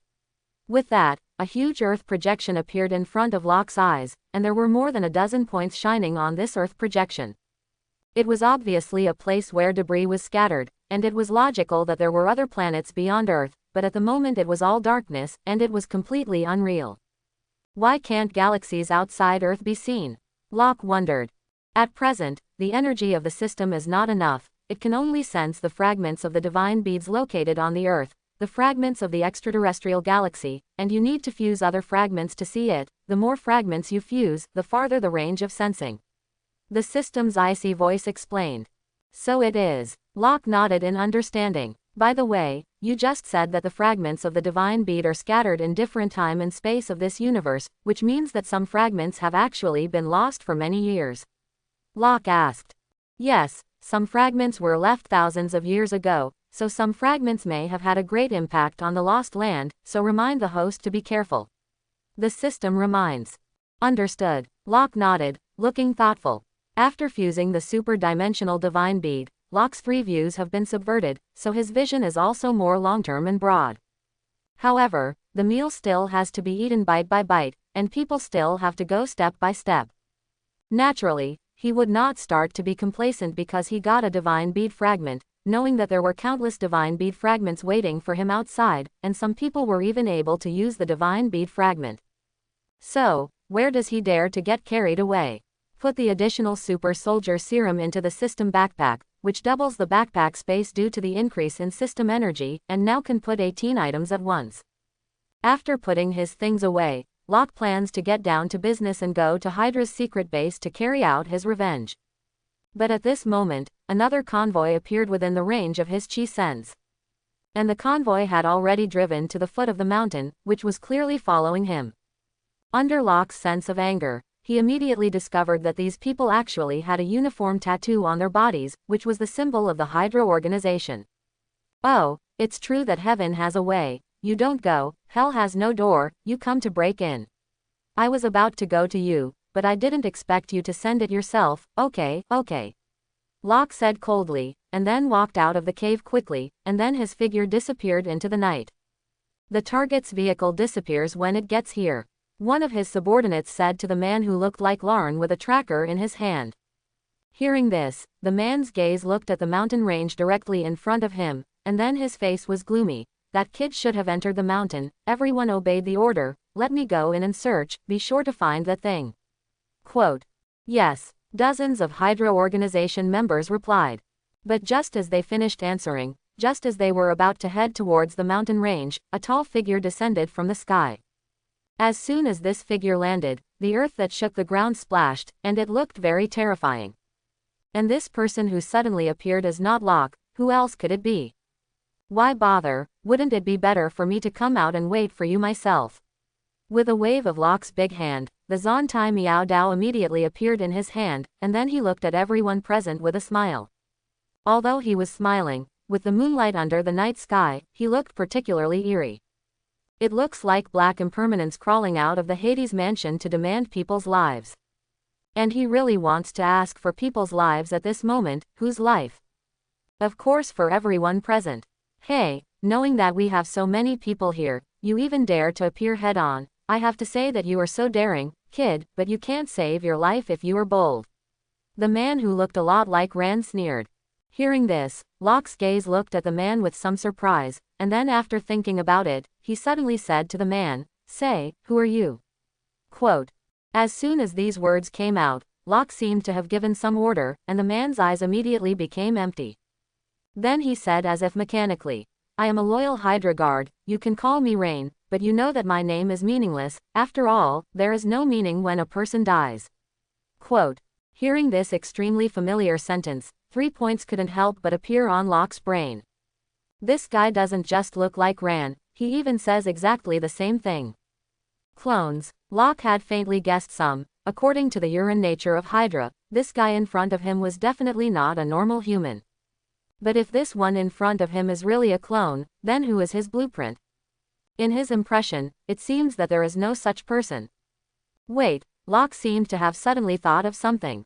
He remembered that the fragment of the divine bead that he fused had been stolen by his father from the Hydra organization, and at that time, the Hydra organization seemed to have been studying this thing all along. Is it possible that they have already studied some results from this fragment, and the man in front of them is related to that achievement? In this way, that is to say, the current Marvel world should be affected by the super-dimensional divine beads in many places, which will lead to the emergence of many characters that Locke does not know at all. It's like a butterfly effect. Something that shouldn't have appeared in this dimensional universe appears, and then it gently flaps its wings, and then everything starts to develop in different directions. After thinking about this, Locke was not worried. Now that he has integrated the infinite upgrade system, he himself is the butterfly that flaps its wings, so what else do you need to be afraid of? There is really a problem, it is a big deal to kill them all. For example, as it is now, since the clone in front of him appears because of the divine bead, it is up to him to finish it, so it is also a causal cycle. Hurry up and hand over what we want, so I can still let you die a little simply, otherwise I will let you live better than die then. Larn gritted his teeth and sneered. Hearing this, Locke did not answer his words at all, but twisted his neck and said, You are a group. Or is it on a group? Quote. While speaking, Locke held the seedling knife and rushed towards the dozens of people of Hydra. You look for death. Turn on maximum firepower and kill him. Looking at Locke's rushing figure, Larn roared, and then pulled out the energy wave pistol on his waist and fired at Locke. Not only him, but the members of Hydra seemed to know that Locke in front of them was an enemy that was not easy to deal with. All at the moment when Lane gave the order, one blue energy wave after another swept towards Locke.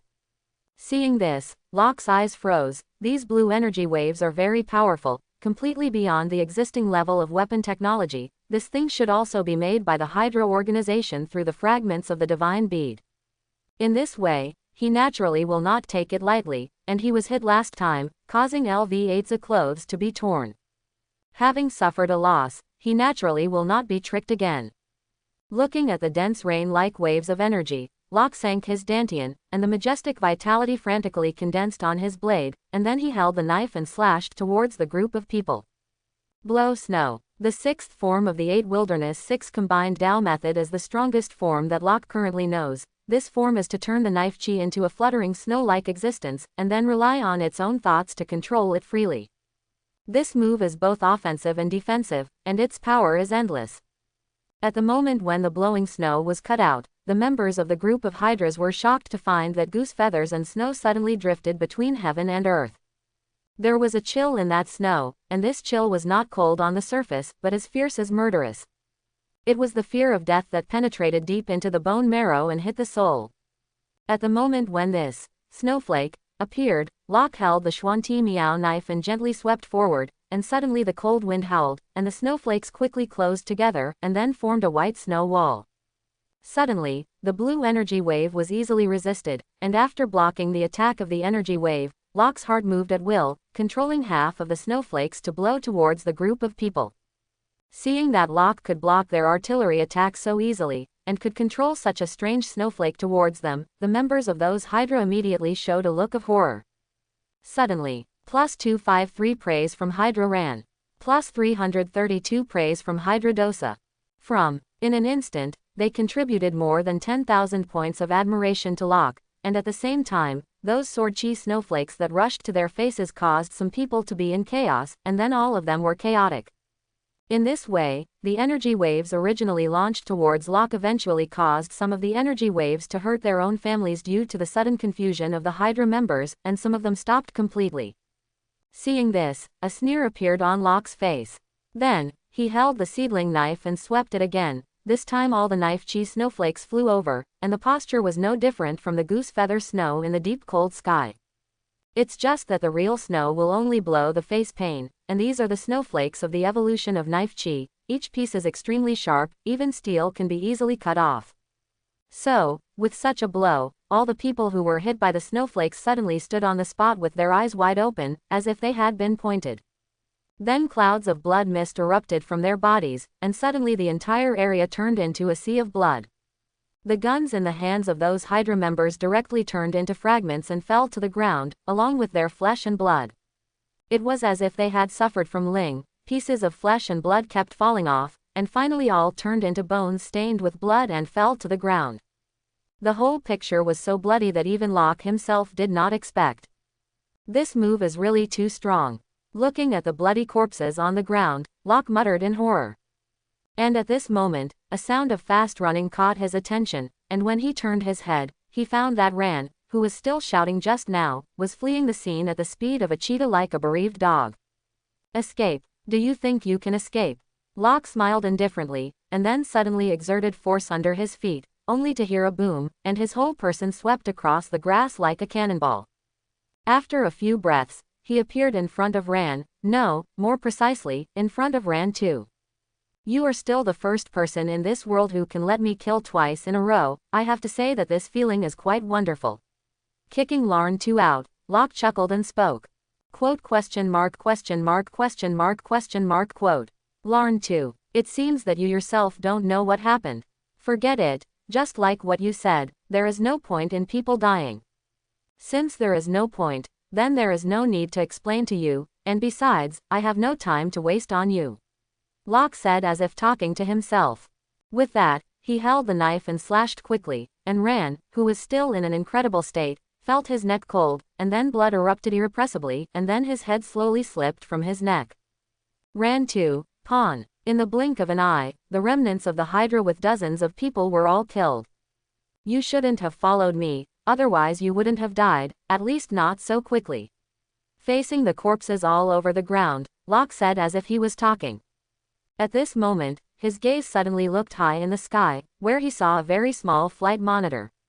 Facing the flight monitor, Locke showed his white teeth, and then he made a neck-wiping motion at the flight monitor. The elite squad of S.H.I.E.L.D., a few kilometers away, saw the battle between Locke and the Hydra organization very clearly through high-altitude monitoring, and watched Locke kill dozens of Hydra organization members in an instant.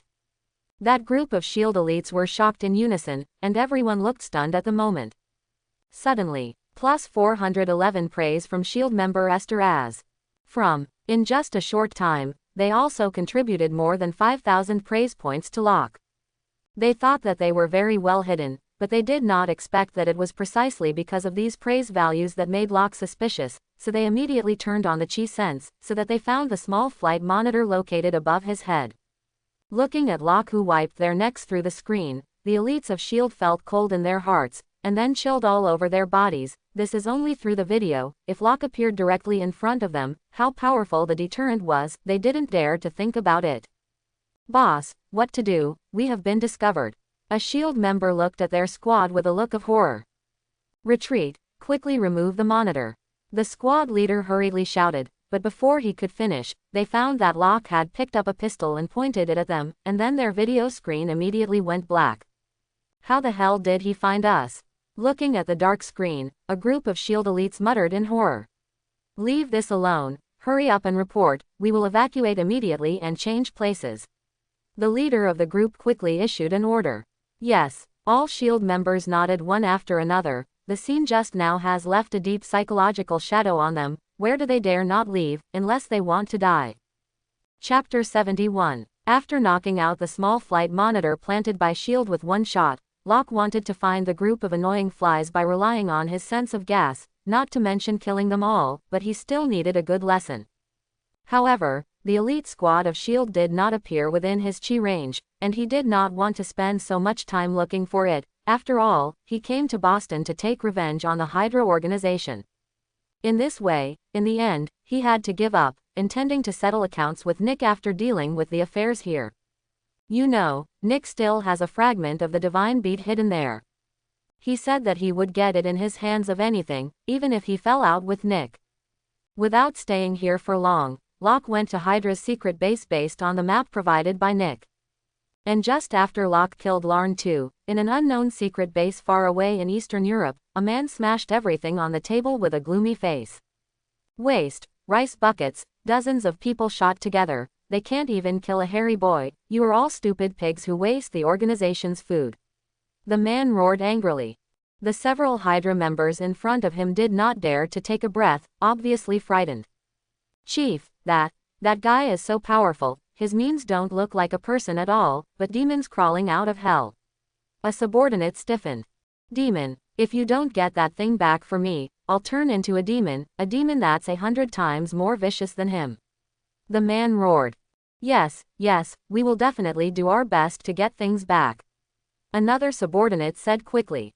"Do your best. No, I want you to take it back with your lives, or I will kill you when you come back." The man's fist clenched, green tendon exposed. "Where is this kid now?" the man asked. "In Boston, under a mountain range in Boston. We suspect things are hiding there." "Boston. Good. I remember the original test body hidden in the secret base in Boston, right?" The man suddenly turned his head to look at a shadowy place in the room.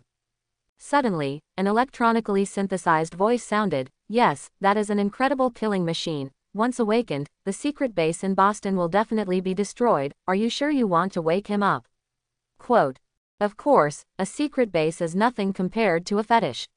Even if all the secret bases are destroyed, it is not as important as 1/10,000th of that fetish.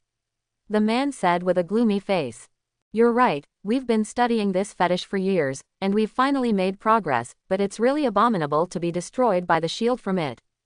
That fetish is infinitely powerful, and the little information revealed from it has made us Hydra develop to the point where it is today. If we can fully control it, our achievements will surpass the leaders of the previous Hydra organization, and we can completely surrender the world to our feet." The electronic synthesizer said excitedly. "That's right, don't say the Earth at that time, even the extraterrestrial galaxy may be conquered by us." Boom. Quote. One person and one computer hid themselves in the room. Seeing this, several subordinates behind them immediately shouted, "Long live Hydra!" Quote.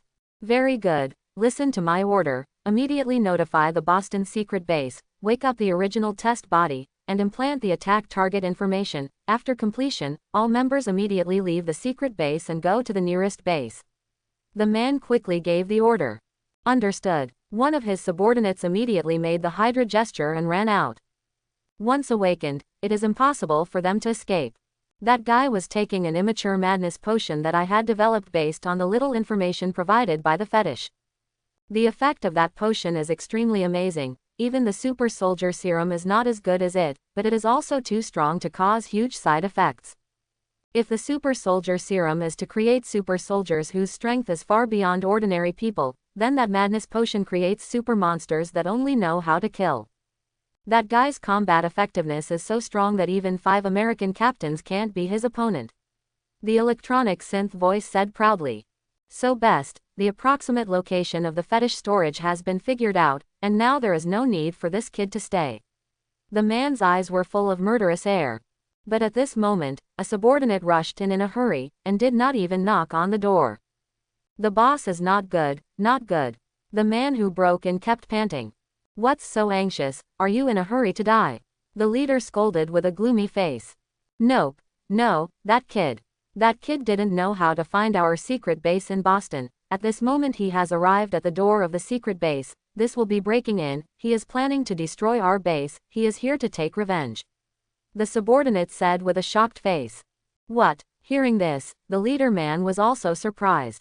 But then his face returned to calm, and then he said in a deep voice, what about discovering our secret base? Get you back, HMPH, I want him to come and go. The first experimental body woke up. Quote. The order has been given and is being awakened. The subordinates said. It just so happens that with that kid to die, our people will be able to survive, it's really heaven to help me. Instead of being angry, the man burst out laughing, as if he was sure that Locke would be killed by the first body in their mouths. And while the man was still Locke, who was far away in Boston, had already found the entrance and exit door of the secret base.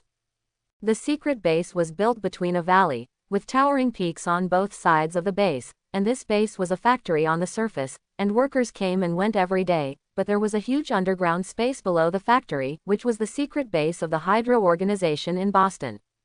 What kind of ability does that divine bead fragment I just fused possess? While Locke relied on the sense of chi to find the entrance to the base, there was an inquiring system. Super tech. The cold mechanical sound of the system sounded. Technology. Locke looked surprised. Yes, far beyond the super technology of this planet.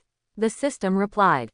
So that's the case, that is to say, those energy wave guns of Hydra are all made from the little scientific and technological information leaked from the fragments of the super-dimensional divine bead. It seems that they have already studied the use of the divine bead fragment, which is not a good thing. Locke was secretly surprised.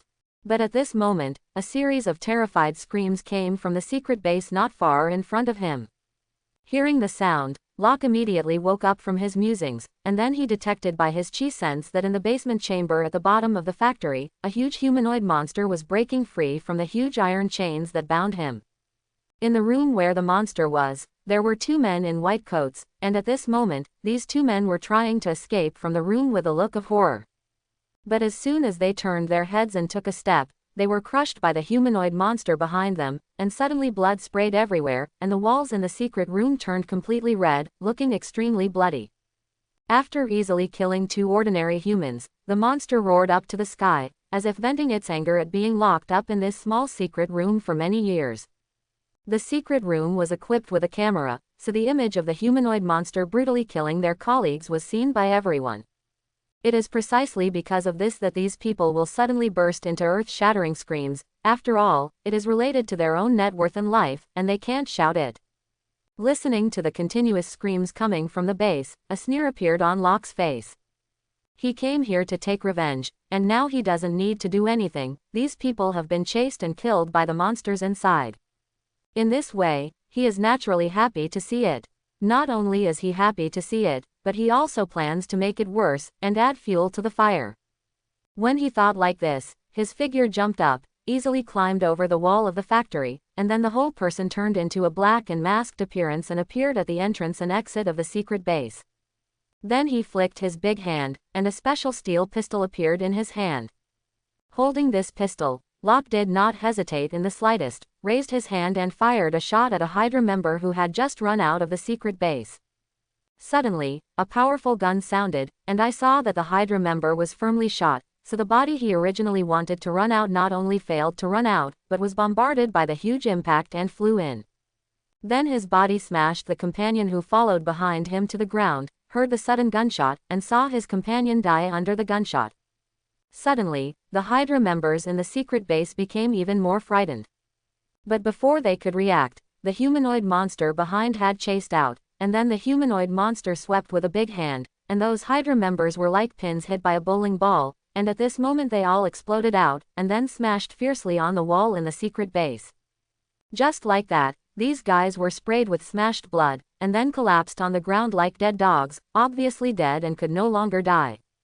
Looking at such a scene, Locke couldn't help but be secretly surprised, and only said, "Such a strong force, could this also be created by the information leaked by the Hydra organization through the fragments of the divine bead?" Quote, "The Berserk Death Monster is a monster formed by taking an immature special madness elixir, which is powerful and has no emotion, and is a perfect killing machine. This is a dying outbreak potion made for the warriors in a dimensional world with quite developed biotechnology. Once taken, it will squeeze out the extreme strength of the human body, but it does not last long. Once the effect of the drug is over, it will die of exhaustion. But I didn't expect that this thing was improved and reproduced in this world, but the formula still has a big problem, which created such a monster." The system's icy voice explained. "So that's the case, so to speak, the head of the Hydra organization really discovered the use of the divine bead fragment. It seems that after dealing with the matter here, I have to step up my pace to get the remaining divine bead fragment back." Locke nodded and muttered secretly. And at this moment, I don't know if it was because the monster had killed all the Hydra members in the secret base, or because he felt the appearance of Locke. He actually roared, and he hammered the gate of the secret base, and then ran out fiercely, and the target was directly pointed at Locke. Looking at the sudden attack on him, Locke was first stunned, and then the expression on his face became gloomy. "It seems that the other party has long known that I am coming, and this monster is a big gift prepared for me," Locke muttered, then put the special steel pistol back into the system backpack. Then he twisted his neck and the joints of his hands and feet, looking like he was going to fight. And he really wanted to fight, and he also planned to fight the humanoid monster in front of him with his bare hands. Since he raised his strength to this level, he had never used it at full strength. It's not that he doesn't want to, but the previous enemies are too weak to withstand his attack at all. Although the feeling of punching the opponent to the stomach is very cool, but after a long time, it will feel a little boring, which is a loneliness that only a master can experience, which outsiders cannot understand. He has long wanted to do a big job, but now he can be regarded as waiting for the opportunity. But I don't know if the strength of the humanoid monster in front of him, which is nearly 5 meters tall and looks a bit like an abomination, can also be as strong as abomination. Hope not to disappoint me." Locke pouted, and then his feet suddenly exerted force, and suddenly his whole person rushed towards the monster like a humanoid chariot. The humanoid monster didn't seem to expect that instead of fleeing, Locke took the initiative to attack him. Suddenly, a bloodthirsty sneer appeared at the corner of his mouth, and a rich and extreme killing intent was released in his eyes. Just in his current state, if there were ordinary people present, just scared people to death. But Locke is not an ordinary person. He has to not have the slightest fear, but is very excited. He only feels that the cells in his body are cheering. Because, real hand-to-hand combat, he has also been looking forward to it for a long time. Roar! Looking at the fast-running Locke, the mad dead monster roared madly, and then rushed towards Locke like an African wild elephant. His pillar-like feet thumped on the ground, and the whole earth was shaken. It can be seen how powerful this big guy will be. Good to go. Eat me a punch. Looking at the opponent's wild attack, Locke laughed, and then his right fist burst out with a surging fist. Seeing this, the mad dead monster also punched his huge fist towards Locke. Suddenly, the two fists collided together as ferociously as two long guns. Boom! Suddenly, a dull crash sounded, and at the same time, a powerful shock wave erupted from the position where the two of their fists collided. It was as if a huge bomb had exploded between their fists, and powerful shock waves spread out in all directions at speeds that were invisible to the naked eye. Suddenly, the dust and smoke were everywhere, flying sand and stones, the grass and trees were shattered, and everything near the two of them was shattered by this powerful shock wave, and the scene was extremely messy. However, just after a moment, the tall mad dead monster actually showed a slight tendency to regress, and then this trend became more and more expressive, and finally he actually took a few steps back. After seeing this scene, the crazy dead monster, who had no emotions, had a rare look of horror on his face. Suddenly, +12 praise from the mad dead. Looking at the sudden increase in praise in front of him, Locke was also a little surprised, and then smiled, with a hint of playfulness on his face. It seems that the effect of the potion you took is not so good. Say good Mo has feelings, say good as the killing machine. Or are you sober up by this punch from me? Quote, kill. The mad dead man had a hideous face, and the bruises on his face burst out, looking very terrible, and then he spat out a human word, but in an instant he roared again. It's useless to shout light, bring out your full strength. Otherwise I'll crush you next. Whether or not the mad dead monster could understand his words, Locke clenched his fists tightly.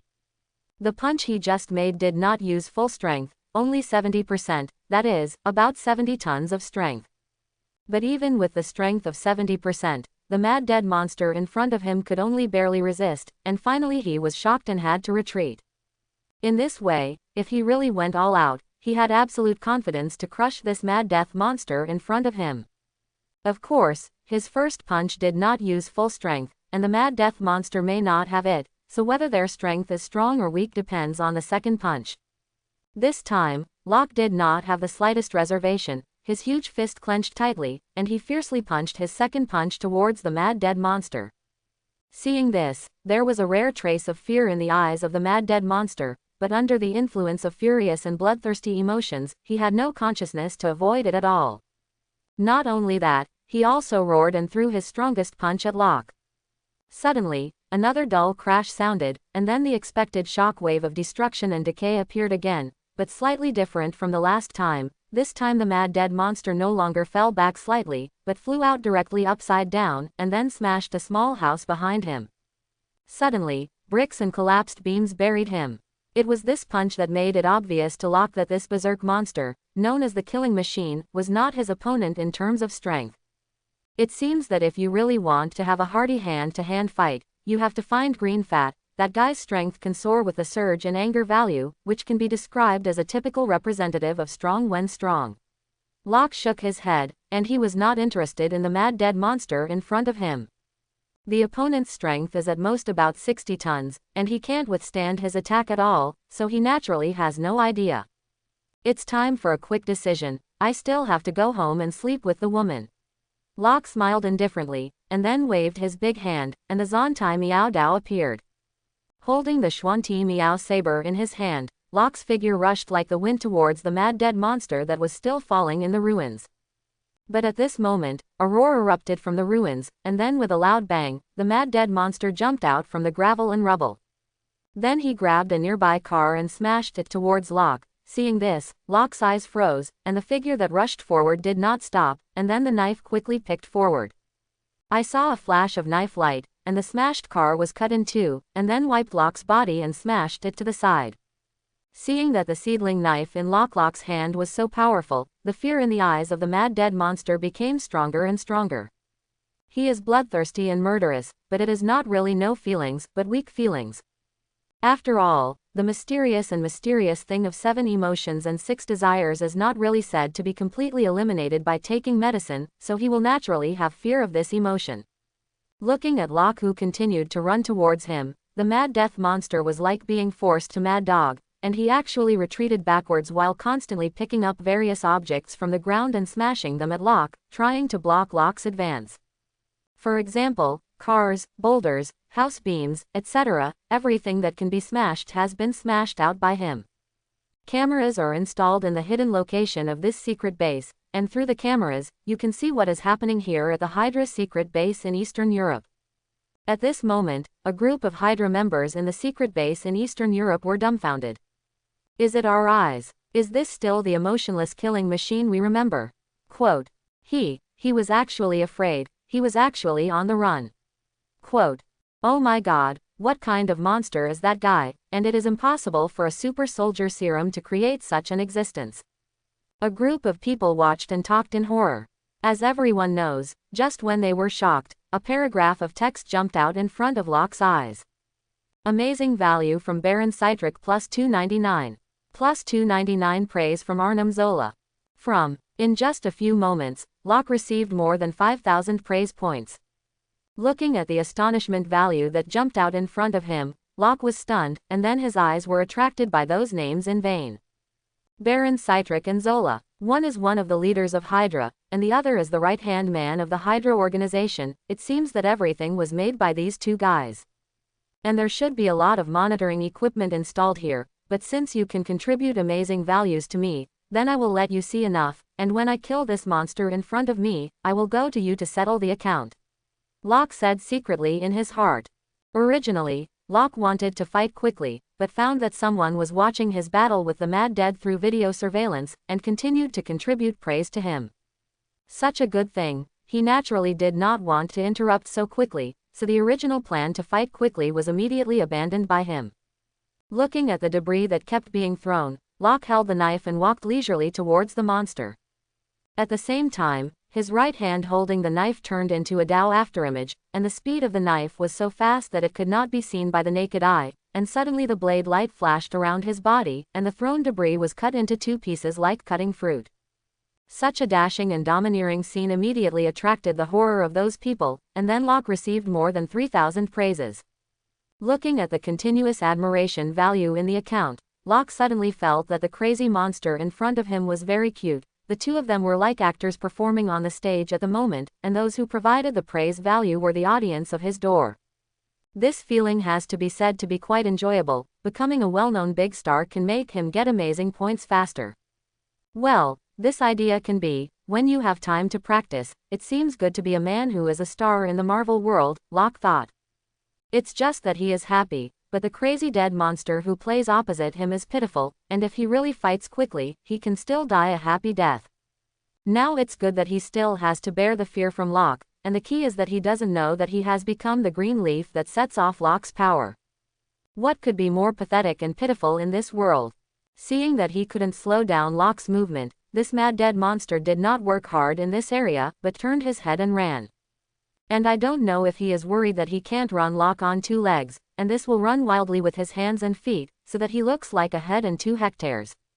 This scene makes people look at it and can't help but laugh. The killing machine that said that Modo was emotionally frightened by him alive, which is quite pitiful to think about. At this time, the single amount of his astonishment value was rapidly decreasing, and people's sense of shock was also limited, and it was impossible to be in shock all the time. Any shocking thing or people who are seen too much, naturally they will be numb. If you can't provide more intense stimulation, it's hard to surprise the same person again, it's obvious. This truth is naturally known to Locke. Looking at the rapidly declining admiration value, Locke shook his head. This will really be the end. When he thought like this, his feet slammed into force. Suddenly, he crossed directly from the idle state of leisurely walking to the wild state like a beast, and the earth was stepped out of a huge deep pit under his feet, and his whole person was like an arrow off the string, and the speed was incredible. Immediately after that, in the horrified eyes of the mad dead man, he overtook the monster now. 8 Wilderness 6 Combined Dao 4th Form, Explosive Slash. Locke held the Meow Dao and drank deeply, and the vitality in his body condensed on the knife, and then he turned around and slashed towards the monster's body.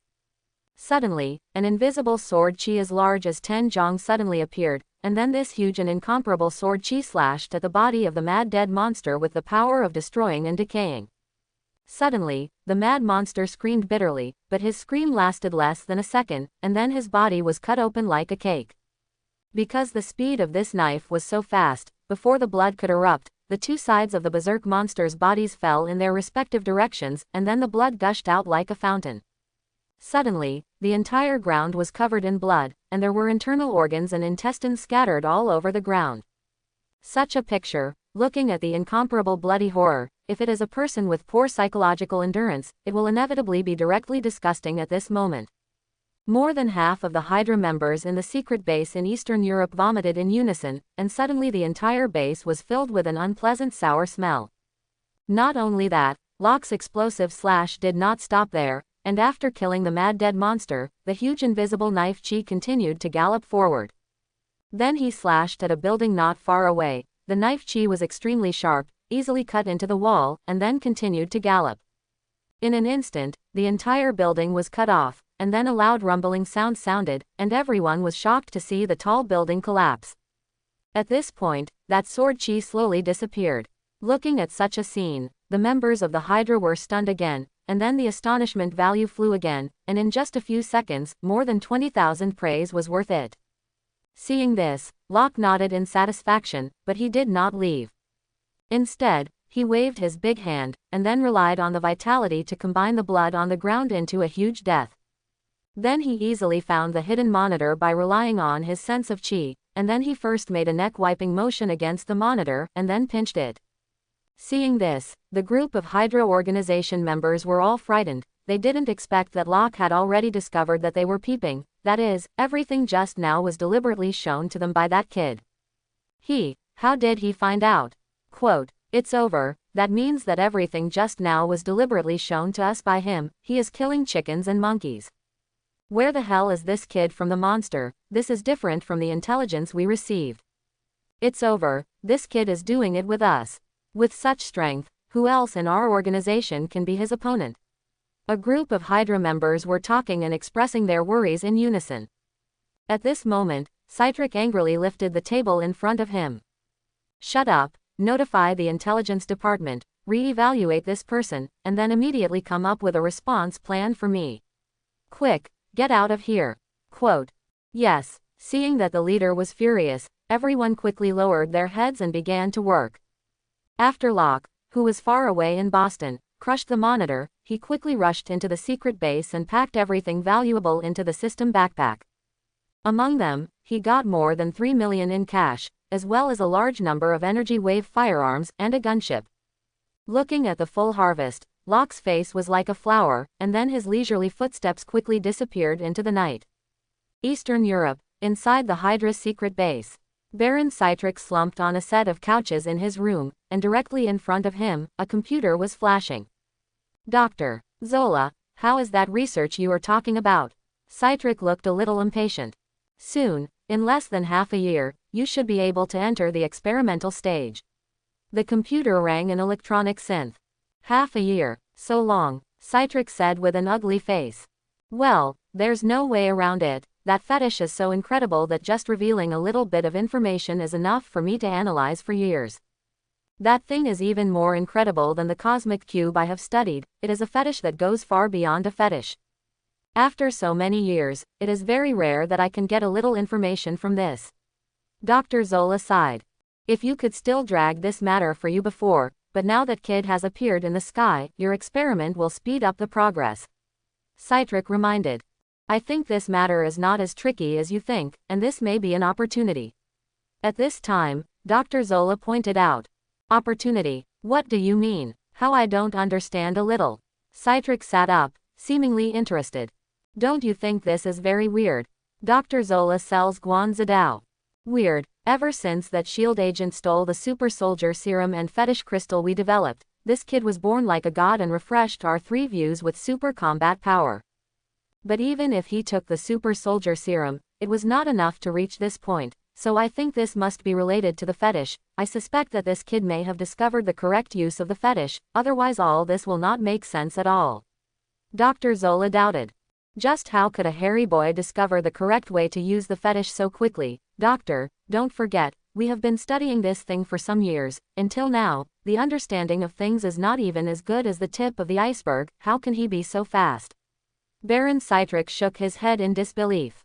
"Having said that, I think we can try to be soft with him. If we can get him to voluntarily cooperate with us, it is best. If not, then how can we find a way to let him tell us what he knows?" Dr. Zola said coldly. "I understand what you mean, but this kid's parents died at our hands, and now he can treat us as mortal enemies, and cooperation is probably impossible, only by other means." Citric mused, and then he fell into deep thought, and suddenly the room fell silent. While Citric and Zola were discussing how to deal with Locke, Locke was already on his way home. More than 3 hours later, he arrived at the small courtyard in Queens, New York, and by this time it was already dawn and some of his sports-loving neighbors had gone out to exercise. This also includes Alice, who is a sportsman, otherwise she would not have learned so much dance. And since she exercised with Locke a few times in bed, she found that her energy was really getting better. In this way, she thought of continuing to exercise while the iron was hot, wanting to train her body more beautifully. In addition to wanting to be more beautiful, the most important reason was to tie Locke. Ordinary people say that if you want to tie a man's heart, you must grab the other party's stomach, but in fact it is not so simple, and there is a more important sentence behind this sentence, that is, to lock the man's essence. And how to lock it? This naturally depends on the woman's own body. Always keep yourself beautiful and fresh, which is the key. Even Alice, whose beauty has reached the level of a goddess, is afraid of the goblins outside. In order to avoid Locke being attracted by the wildflowers outside, her family flower must be more colorful and beautiful. With this mentality, Alice got up early and planned to jog around the neighborhood, and then when passing by Locke's house, enter the door to wake up Locke with love. It was only when she ran to Locke's door that she remembered that Locke had gone away last night. In this way, she couldn't help but feel a little excited about going back to the house to review her homework, but at this moment, there was a roar of a sports car coming from a distance. Then an extremely annoying pink sports car appeared in her line of sight. Such a beautiful supercar, which local tycoon bought this? I have the impression that there should be no such rich people in our neighborhood. Alice glanced at the supercar, then shrugged her shoulders and planned to go home. But at this moment, her mobile phone rang. It was Locke's phone, and Alice was very happy to pick up the phone when she saw the caller ID. "Honey, don't you think I am?" As soon as the phone rang, Locke's magnetic voice rang.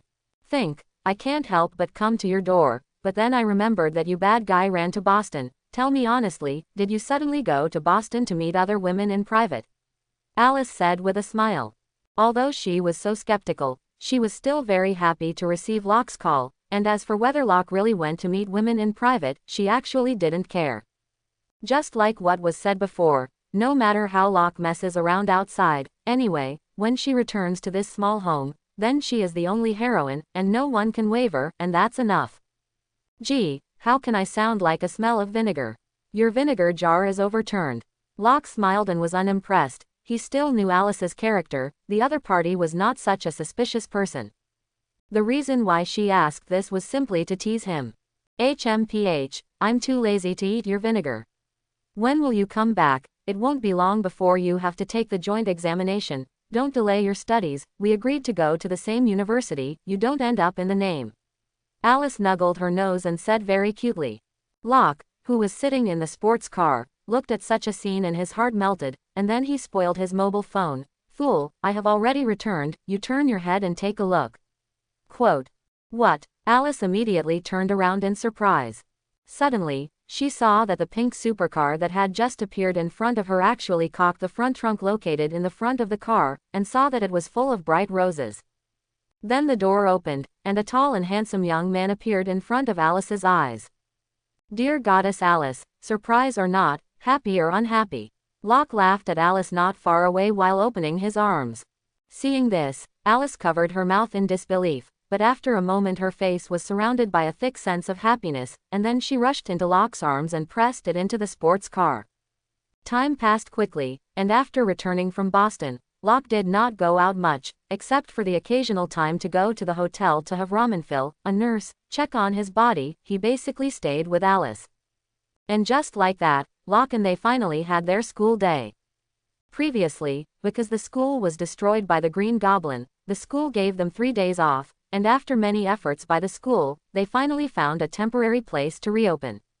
Anyway, in a month it will be summer vacation, and they will have time to repair the destroyed campus. The new classes were placed in a newly built elementary school, which was originally planned to start enrolling students after this summer, and is now rented out to them. Locke, who has not been in class for several days, is a little loose, but with Alice, the goddess of school, the possibility of sleeping in is close to zero. Arrived at school on time, most of the students had already arrived.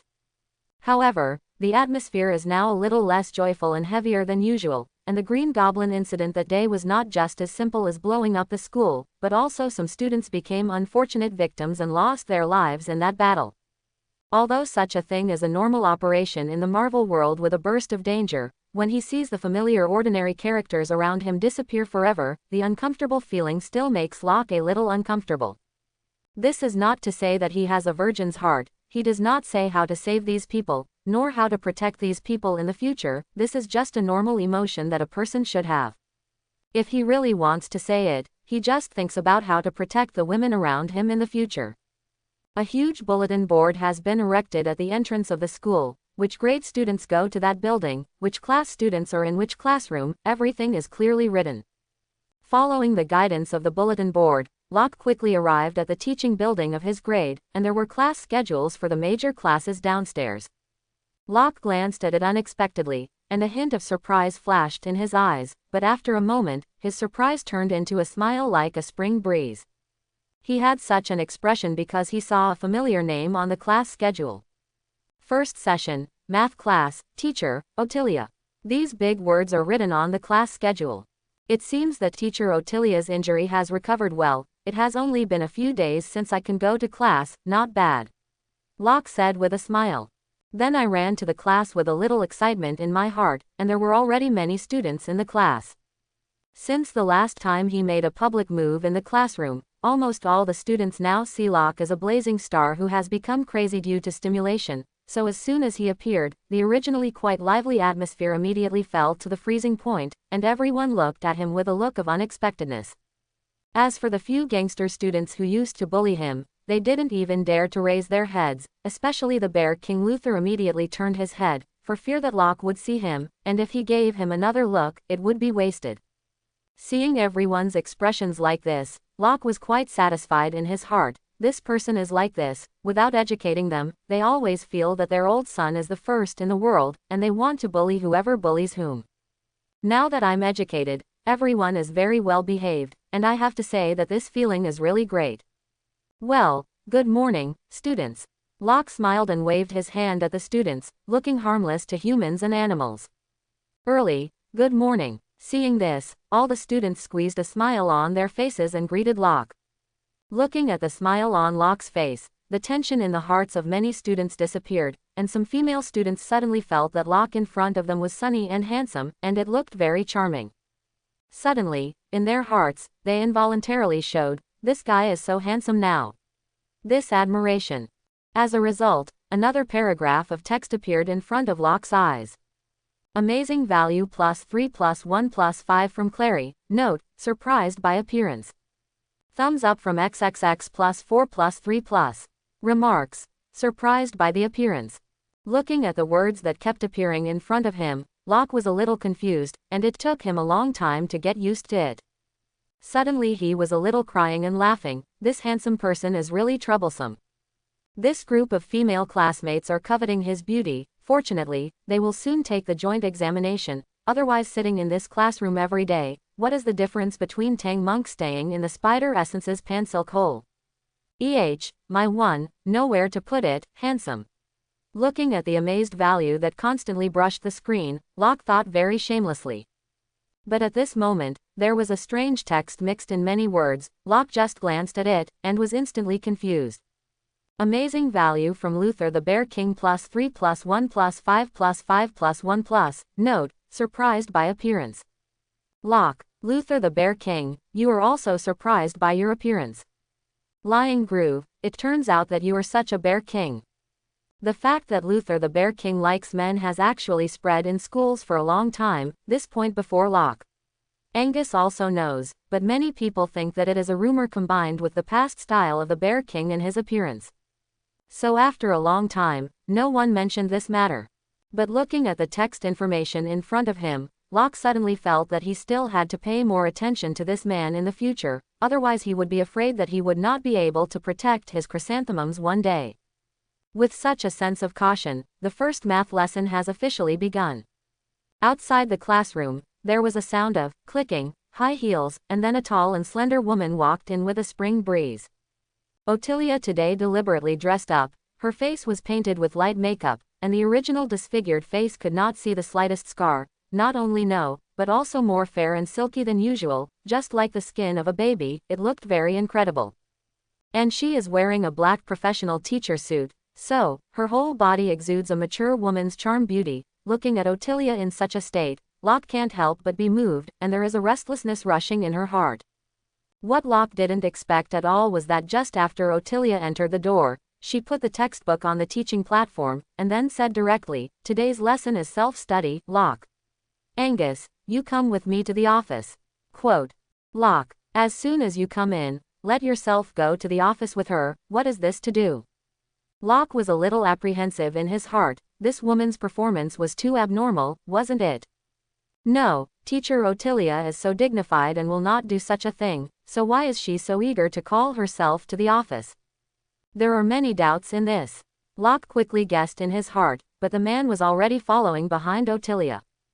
Seeing that the teacher took Locke away as soon as he came in, a group of students were also stunned, and the few gangster students who were beaten badly gloated. This kid is a dead star, he must have caused something again. Yes, Ottilia is famous and responsible. This will definitely scold this kid with a split head and face. Imagine that it is really exciting. Yes, we can't teach him a lesson. God will open his eyes and accept him. Several students who had been beaten said darkly. During this time, they were depressed, and now as soon as they saw Locke being called, they immediately got up. No way, that's the mentality of Shusser. I don't dare to do anything on the bright side, and I can only rely on YY in secret. But just when they turned on the lustful mode and kept mocking Locke, suddenly each of them was hit with a burst on their heads, and suddenly tears flowed out of their eyes. Bear King, what are you doing? Why hit us all of a sudden?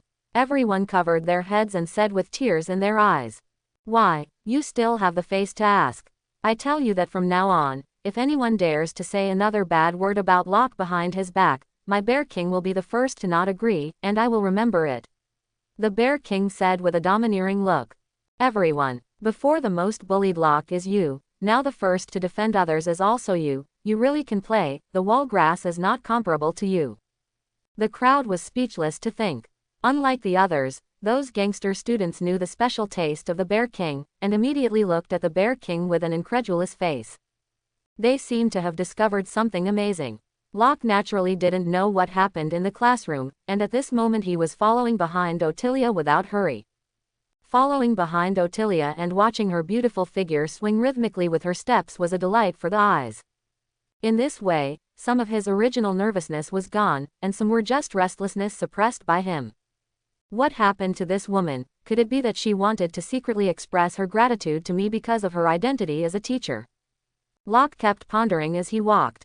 Then, led by Ottilia, they walked together into a room of about 25 square meters, the curtains of which were closed. Before Locke could figure out why the curtains were closed in the daylight, he heard Ottilia speak behind his back, "Close the door, lock it." Quote. What? Hearing this, Locke was stunned. He didn't understand why he locked the door behind him, and this didn't seem to be an office.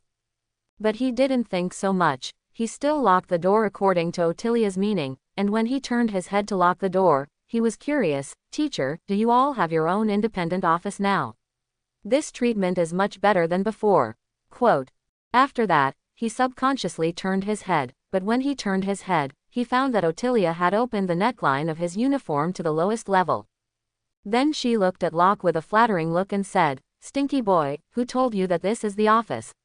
This is my dormitory for my lunch break." Quote. After that, Ottilia quickly rushed to Locke, and then hugged him tightly. "What, teacher, what are you going to do?" Feeling the fragrance from Ottilia, Locke swallowed his saliva, and the agitation in his heart was almost irrepressible. "What for? Can't you still see it? Don't you like teachers and have always had a crush on teachers? Can you die for teachers? Then now this teacher also clearly expressed to you, from now on you will be the student I love the most forever. I can also die for you, because my life is yours. So I'm going to give you an extra lesson now, a lesson about love."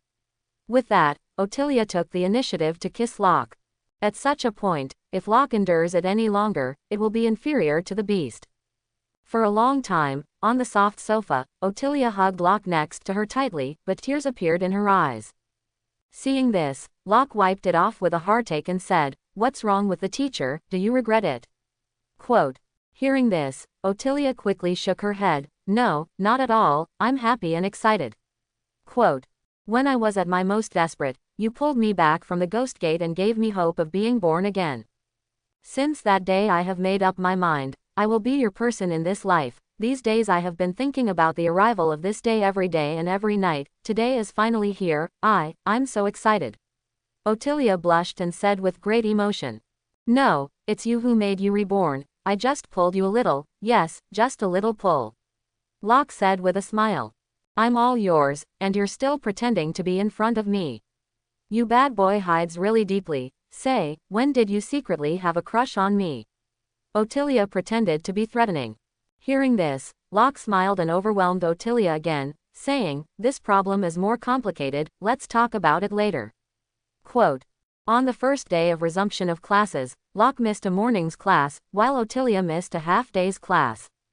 At this time, I only heard an amazing scream outside the window, which sounded as if I had met some star. What's wrong with this today, even when it's time for class, right?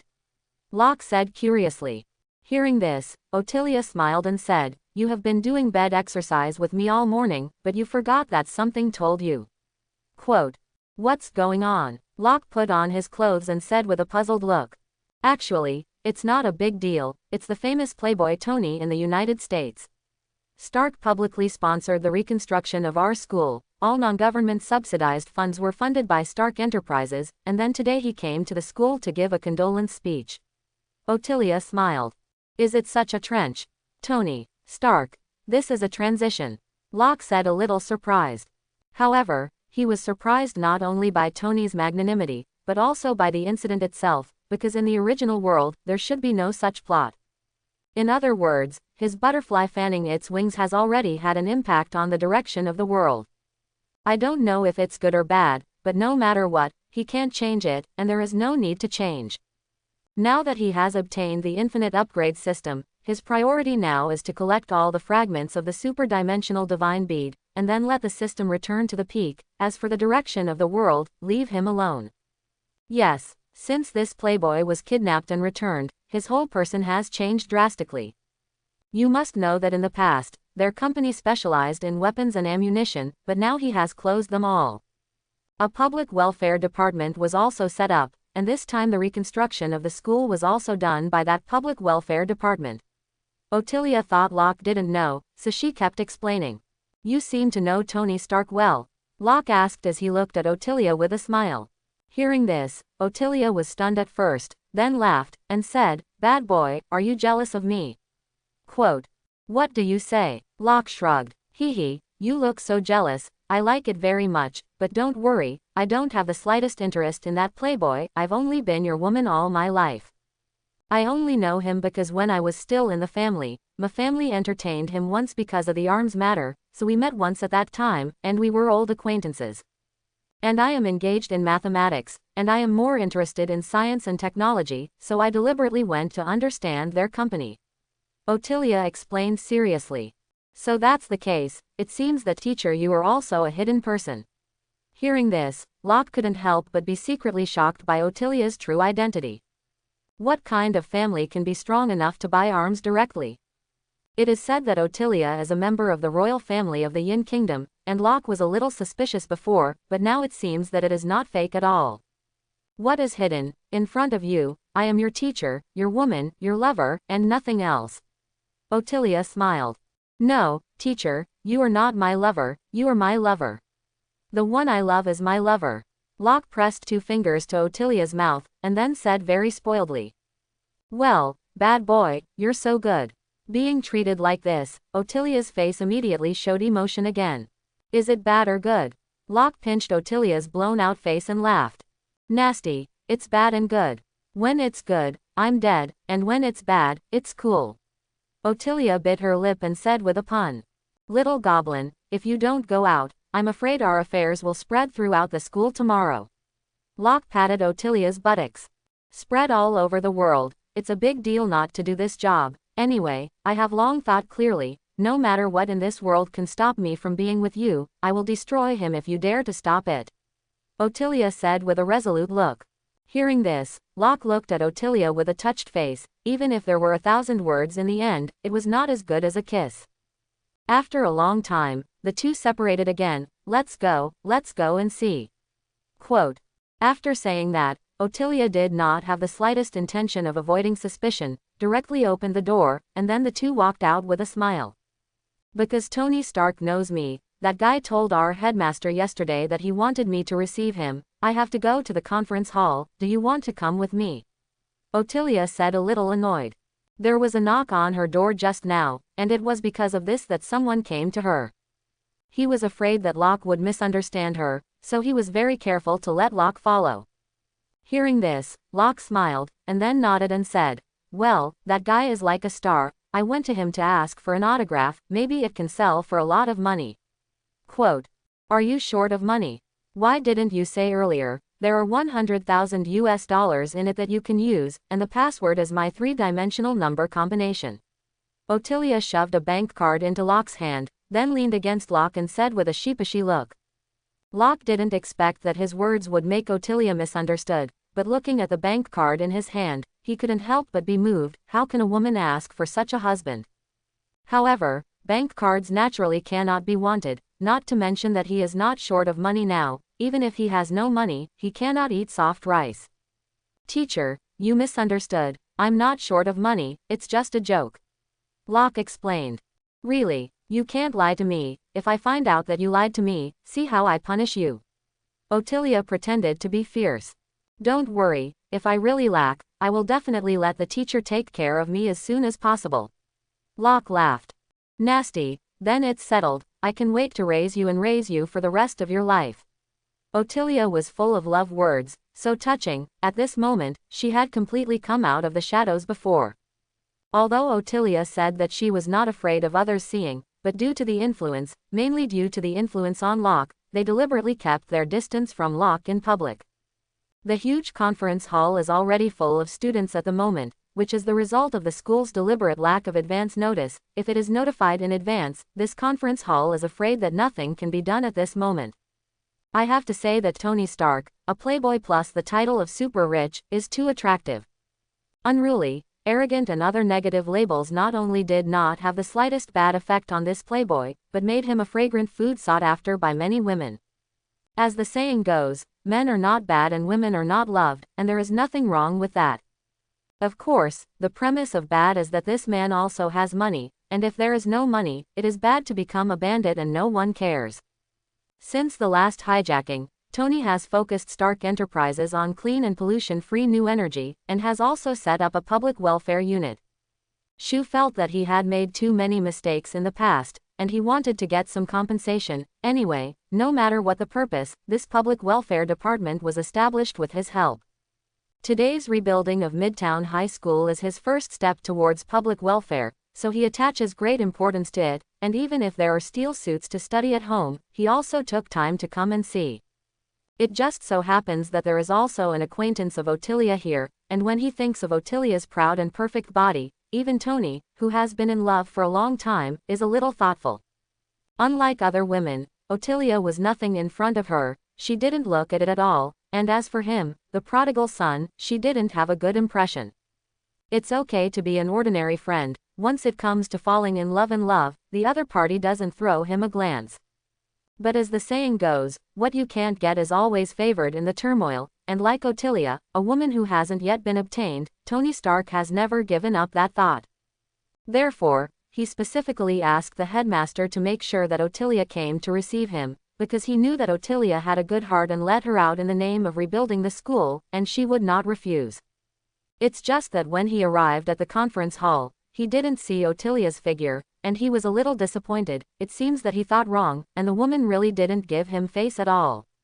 However, just as he was in his mood, Ottilia walked over in a somewhat strange way. Lucy wondered that she couldn't blame Ottilia for this. After all, it was her first time when she exercised with Locke, and the first time came for a whole half a day, where pain was inevitable. "Hey, big beauty, long time no see." Tony happily extended his hand to Ottilia. Seeing this, Ottilia reached out expressionlessly and shook Tony's hand. Then he said very coldly, "I have a name, Mr. Tony Stark, you can call me Ottilia, or call me Mrs. Shaw." Quote, Mrs. Shaw. Hearing this, Tony couldn't help but be stunned, and a look of shock appeared on his face. You must know that in Europe and the United States, only married women will call themselves Mrs. So-and-so, and the lady is preceded by the husband's surname, which is a well-known thing. In this way, how could Tony not be shocked? Ottilia was undoubtedly telling him that she was married. The goddess married without making a sound, and this kind of thing simply stunned him like a thunderbolt on a sunny day. What is the identity of this woman in front of the key, and how can she get married silently? This makes no sense. Otilia, are you laughing? What, Lady Shaw? How, I don't understand a little. Tony Stark chuckled. It doesn't matter if you don't understand, you just need to know, you will understand it in the future. Let's cut directly to the topic and start your speech. Otilia said calmly. Then she went to the podium in the conference hall and made an opening remark that led Tony Stark out, and Tony's speech began. Although Locke was placed in the audience by Otilia at this time, still a little far away from her, he still heard Otilia and Tony clearly. Stark's conversation. When he heard that Otilia directly called herself Mrs. Shaw in order not to let other men have illusions about her, he couldn't help but feel funny and moved. At this moment, he understood that this woman really planned to give herself completely to him, which couldn't help but make him feel a little guilty at the same time. Women regard him as the only one in this life, but there are many women around him who regard him as the only one. How to balance the relationship between these women is a question that he needs to think about in the future. Tony is a genius, both in terms of his technical level and his presentation skills. Almost everyone knows this, so many students come here. As a result, the originally small conference hall was crowded with more and more people, and finally it was difficult to move an inch. Seeing this, Locke didn't want to stay any longer, and just wanted to leave quickly. Therefore, he wanted to squeeze out towards the crowd with a shock of his tiger body, but when he squeezed like this, others were immediately dissatisfied. Boy, what are you squeezing? Don't you know how overcrowded? That is, Tony rarely comes once. You leave without reading his speech. Are you deliberately not going to get along with us tour fans? At this time, a female classmate said with an unhappy look. Tommy. Hearing this, Locke looked confused. This is really a star. Have a fan support club. It's just, can't go out as not give my family Tony face. Who dares not to give my family Tony face? We Tony fans will never let go. Locke didn't expect that, he just wanted to leave here, but he was besieged by a group of brainless fans, and the siege trend was expanding more and more, and he scolded any ugly words. This is simply a vain disaster, and Locke couldn't help but feel a fire in his heart. And their noise here immediately attracted the attention of Tony Stark and Otilia on stage. Seeing a group of people scaring their men, Otilia's face immediately became gloomy, and then she wanted to run over to relieve Locke. But at this time, a scene that shocked everyone happened. I saw that Tony Stark seemed to see something amazing, and he rushed down from the podium first, and then grabbed Locke. Oh my God, Locke, it's really you. Ignoring the speech, Tony Stark rushed straight off the stage and ran to the audience to grab Locke, a scene that had stunned everyone. But then Tony seemed to see a friend he hadn't seen for a long time, and when he hugged Locke again, the impact was even stronger.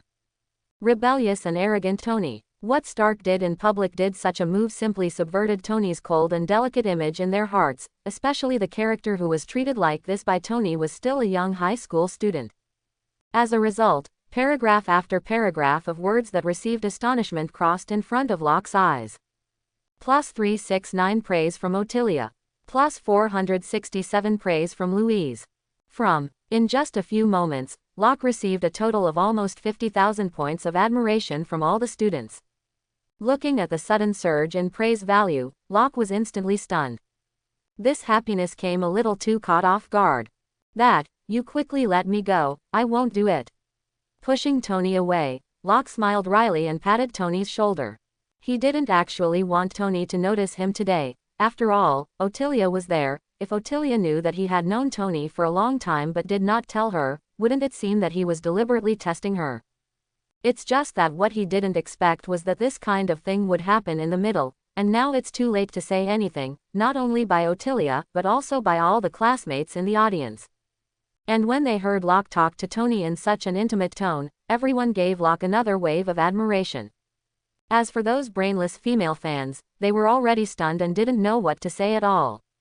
You boy, I look for you so hard, you left in a hurry that day, I didn't leave your contact information, and finally when I finished the news release and wanted to find you again, I couldn't find it. I didn't expect to meet here today, it's really a nowhere to step on iron shoes, and it doesn't take any effort to get it. Tony said happily. What is the head of your Stark Enterprise looking for me for? Locke wondered. What person in charge? If it weren't for you that day, I would be a ghost in hell at most. Well, since I met you today, I said that I won't let you go. Wait for me, I will end the speech immediately, let's have a good drink. With that, Tony immediately ran back to the podium to finish today's speech. Compared to Locke, it is okay to talk about this thing at any time. Just after Tony Stark left, Ottilia on the side walked quickly to Locke's side, and then pulled him behind the stage. Your kid is really deep enough. It turns out that you have known Tony's prodigal son for a long time, and what he just acted like the real thing, said, did you deliberately want to see my jokes? Ottilia pouted. How dare I? My beautiful Mrs. Shaw. Locke looked at Ottilia and said with a smile. You heard me. Hearing this, Ottilia couldn't help but be stunned, and then her face turned red, looking very shy. Of course, your husband's ears are very sensitive. Locke touched Ottilia's earlobe, which was Ottilia's sensitive point. No big or small, who is your wife? Ottilia snorted, slapped Locke's hand away, and pretended to be angry. You kid is so bad, I have to give you a home visit tonight to educate you well. Ottilia snorted, then pointed out thoughtfully. And at this time, Tony had already hastily finished the speech that had not yet begun a few minutes, and all because of Locke's appearance. Once again, the crowd was shocked to see Tony quickly end what should have been a half-hour speech in order to reunite with Locke. Suddenly, everyone contributed more than 20,000 praise values to Locke. Looking at the ever-growing amaze value, Locke was truly pleasantly surprised. Because today's harvest was completely beyond his expectations, this is completely lying earned. In this way, he was naturally secretly overjoyed. Teacher, you are really my goddess of luck. Locke quickly printed on Ottilia's lips, then smiled at Tony. Stark walked. Tony Stark didn't know what kind of expression Stark would have had if he knew that Ottilia's Lady Natsu's Natsu was referring to Locke's surname. I'll take you to a good place tonight, let's have a drink, and when I have the opportunity to call Ethan too, thank you so much that day. Tony put his arm around Locke's shoulder and looked very affectionate. But at this moment, Ottilia quickly followed. Tony, don't bring my students with you, I must follow for safety. Quote. What? Your students? Haha, what is called fate, this is called fate. In the past, I couldn't invite Miss Ottilia, but I didn't expect that when I met Locke today, Miss Ottilia took the initiative to follow, which is incredible. Tony Stark smiled. However, he looked at Ottilia and Locke with a strange look in his eyes. Tony is not stupid, even if Locke is Ottilia's student, this will not let Ottilia follow herself, it is clear that there must be a secret between the two of them. Combined with the Mrs. Shaw mentioned by Ottilia before, he remembered that Locke in front of him was a gorgeous half-breed, and the surname Shaw was obviously the surname. In this way, he easily deduced that the mature and charming woman in front of him was afraid that she had something to do with her own students. Thinking of this, he couldn't help but look at Ottilia with a somewhat complicated face. No wonder he couldn't chase this woman in the first place, it turned out that he was not young enough. This woman likes small fresh meat this type. After understanding this, Tony Stark did not feel uncomfortable at all. He was a famous playboy, and the reason why he was interested in Ottilia before was nothing more than his fancy to Ottilia's image. Since the other party is now the woman of his lifesaver, he naturally has no thoughts in this regard. After all, he has never lacked women. Ottilia naturally didn't know that her relationship with Locke was guessed by Tony so quickly. But like I said before, it doesn't matter if the whole world knows, it doesn't matter, so that she doesn't have to bother to refuse those annoying suitors. Out of the campus, Tony took Locke and Ottilia directly on a private helicopter, and then they flew to the good place that Tony said. Local tyrants or local tycoons, driving luxury cars and everything has fallen behind, and now driving a yacht and driving an airplane is king. On the helicopter, Locke leaned back in his chair to enjoy the view outside the window, and there was a gunship in his system backpack, but he was not a weapons expert, so he couldn't fly it at all. The purpose of his stolen it was purely to sell it for money, and as for the opportunity to sit leisurely in the sky and watch the scenery like now, I am afraid that there will be no chance. Of course, if he can learn to walk in the air permanently, that's a different story. The plane flew at a very fast speed to a luxurious villa by the sea in Tony Stark, and those who have seen Iron Man 1 can imagine the luxury of that house, which is simply inhumane. Is your so-called good place to go back to your home? Looking at the house below, Ottilia was stunned. Of course, since that incident, there is no better place in my heart than home. Tony shrugged. The plane landed slowly on the tarmac, and Tony said as he stepped off the plane. It seems that you have really changed, and it is a good thing that the prodigal son does not change the gold. Ottilia nodded silently, and then followed Locke off the plane as well. This is thanks to the help of Mr. Magician next to you, otherwise I just want the prodigal son to turn back and I am afraid that I will not have that opportunity. What do you two need to drink? Tony said with a smile and a glance at Locke. Mr. Magician. Hearing this, Ottilia looked at Locke a little inexplicably, and her eyes revealed a strong curiosity. It's just my nickname, you know, I love magic shows. Locke smiled indifferently, which was an explanation. Seeing this, Ottilia knew that Locke didn't want to tell her the truth so quickly, so she didn't ask more, but her eyes were written to wait for me to clean up later, and Locke couldn't laugh or cry. While speaking, the three of them walked downstairs together. But the moment they went downstairs, they saw a woman fall on the cold floor of the living room. Seeing such a scene, Tony Stark couldn't help but be shocked and immediately rushed over. Potts, what happened to you? Quote, Tony picked up his female assistant Pepper and asked with a worried look. At this time, Pepper woke up slowly, and as soon as she woke up, she immediately said in horror, Stan, he is the biggest moth hidden in Stark Enterprise. When you were kidnapped, it was all planned by him secretly. He burst into the place a few hours ago and snatched your old small reactor. Quote, Stan, what is he trying to do? Tony's face was full of shock. Then he turned to look at Ottilia and said, please help me take care of Potts, I have a bit of a hurry to deal with. Quote, with that, he turned around and walked towards his private workshop, which was already a mess. Not only that, but also a set of steel suits had disappeared. That guy knows my secret, he's trying to activate my steel suit. Tony said worriedly. Need my help? At this time, Locke appeared behind Tony and said lightly. To be honest, his heart is actually not as calm as it seems, because the original story direction is not like this. It stands to reason that Tony's father's friend Stan should have snatched Tony's new reactor directly, rather than taking the original version that was originally kept as a souvenir. The energy of the original reactor is limited, and the time it can drive the steel suit is also limited, and this thing really does not have much effect. Of course, unless the other party has mastered the technology to charge it, it is another matter. Thinking of this, Locke couldn't help but be stunned. Since the direction of the story has changed, is it possible that the other party has mastered the technology to charge the reactor? If so, then the situation is a bit bad. At this moment, a mechanical cold voice sounded in his mind. Sensing the fluctuation of the fragment of the super-dimensional divine bead, 20 kilometers away from the host, the target is Stark Enterprise. Although after fusing the first super-dimensional god bead fragment, Locke's infinite upgrade system has been able to sense the whereabouts of the super-dimensional god bead fragment located in the world. However, this large-scale induction is extremely energy-consuming, and energy is the most important for today's infinite upgrade system.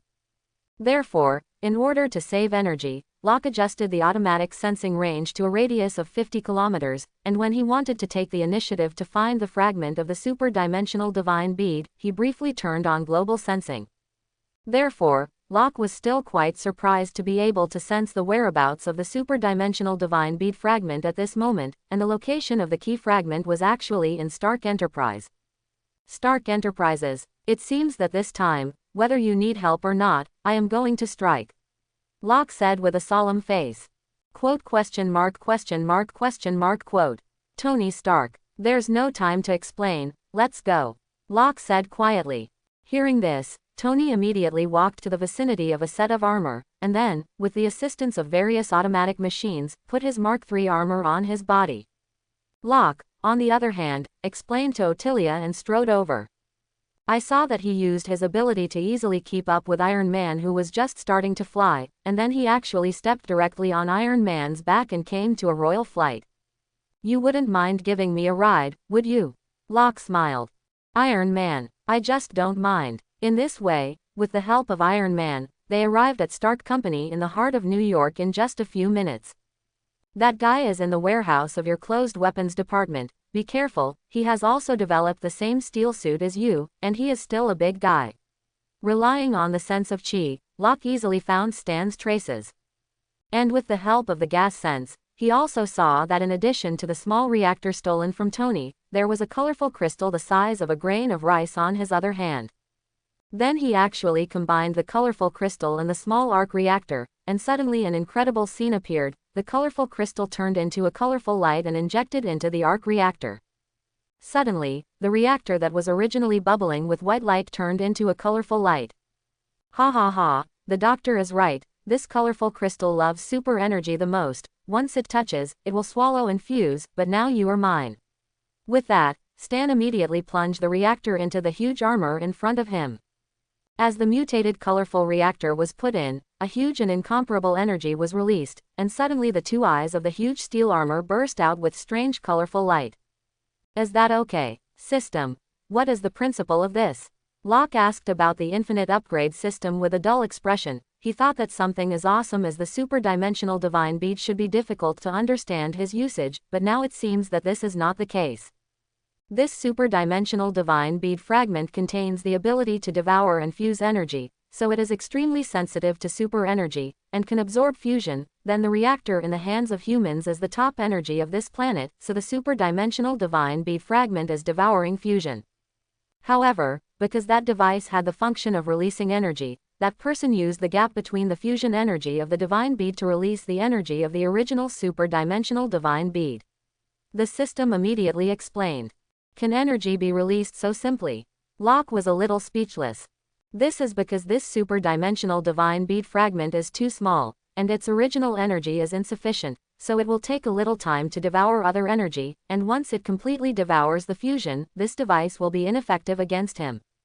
However, even for a short period of time, the energy released from the fragments of the super-dimensional divine bead had unimaginable destructive power. The system explained. Understood. As long as I snatch the fragments, then there will be no problem. Locke's face froze, and then his figure changed, and in an instant he turned into the appearance of a masked man in black.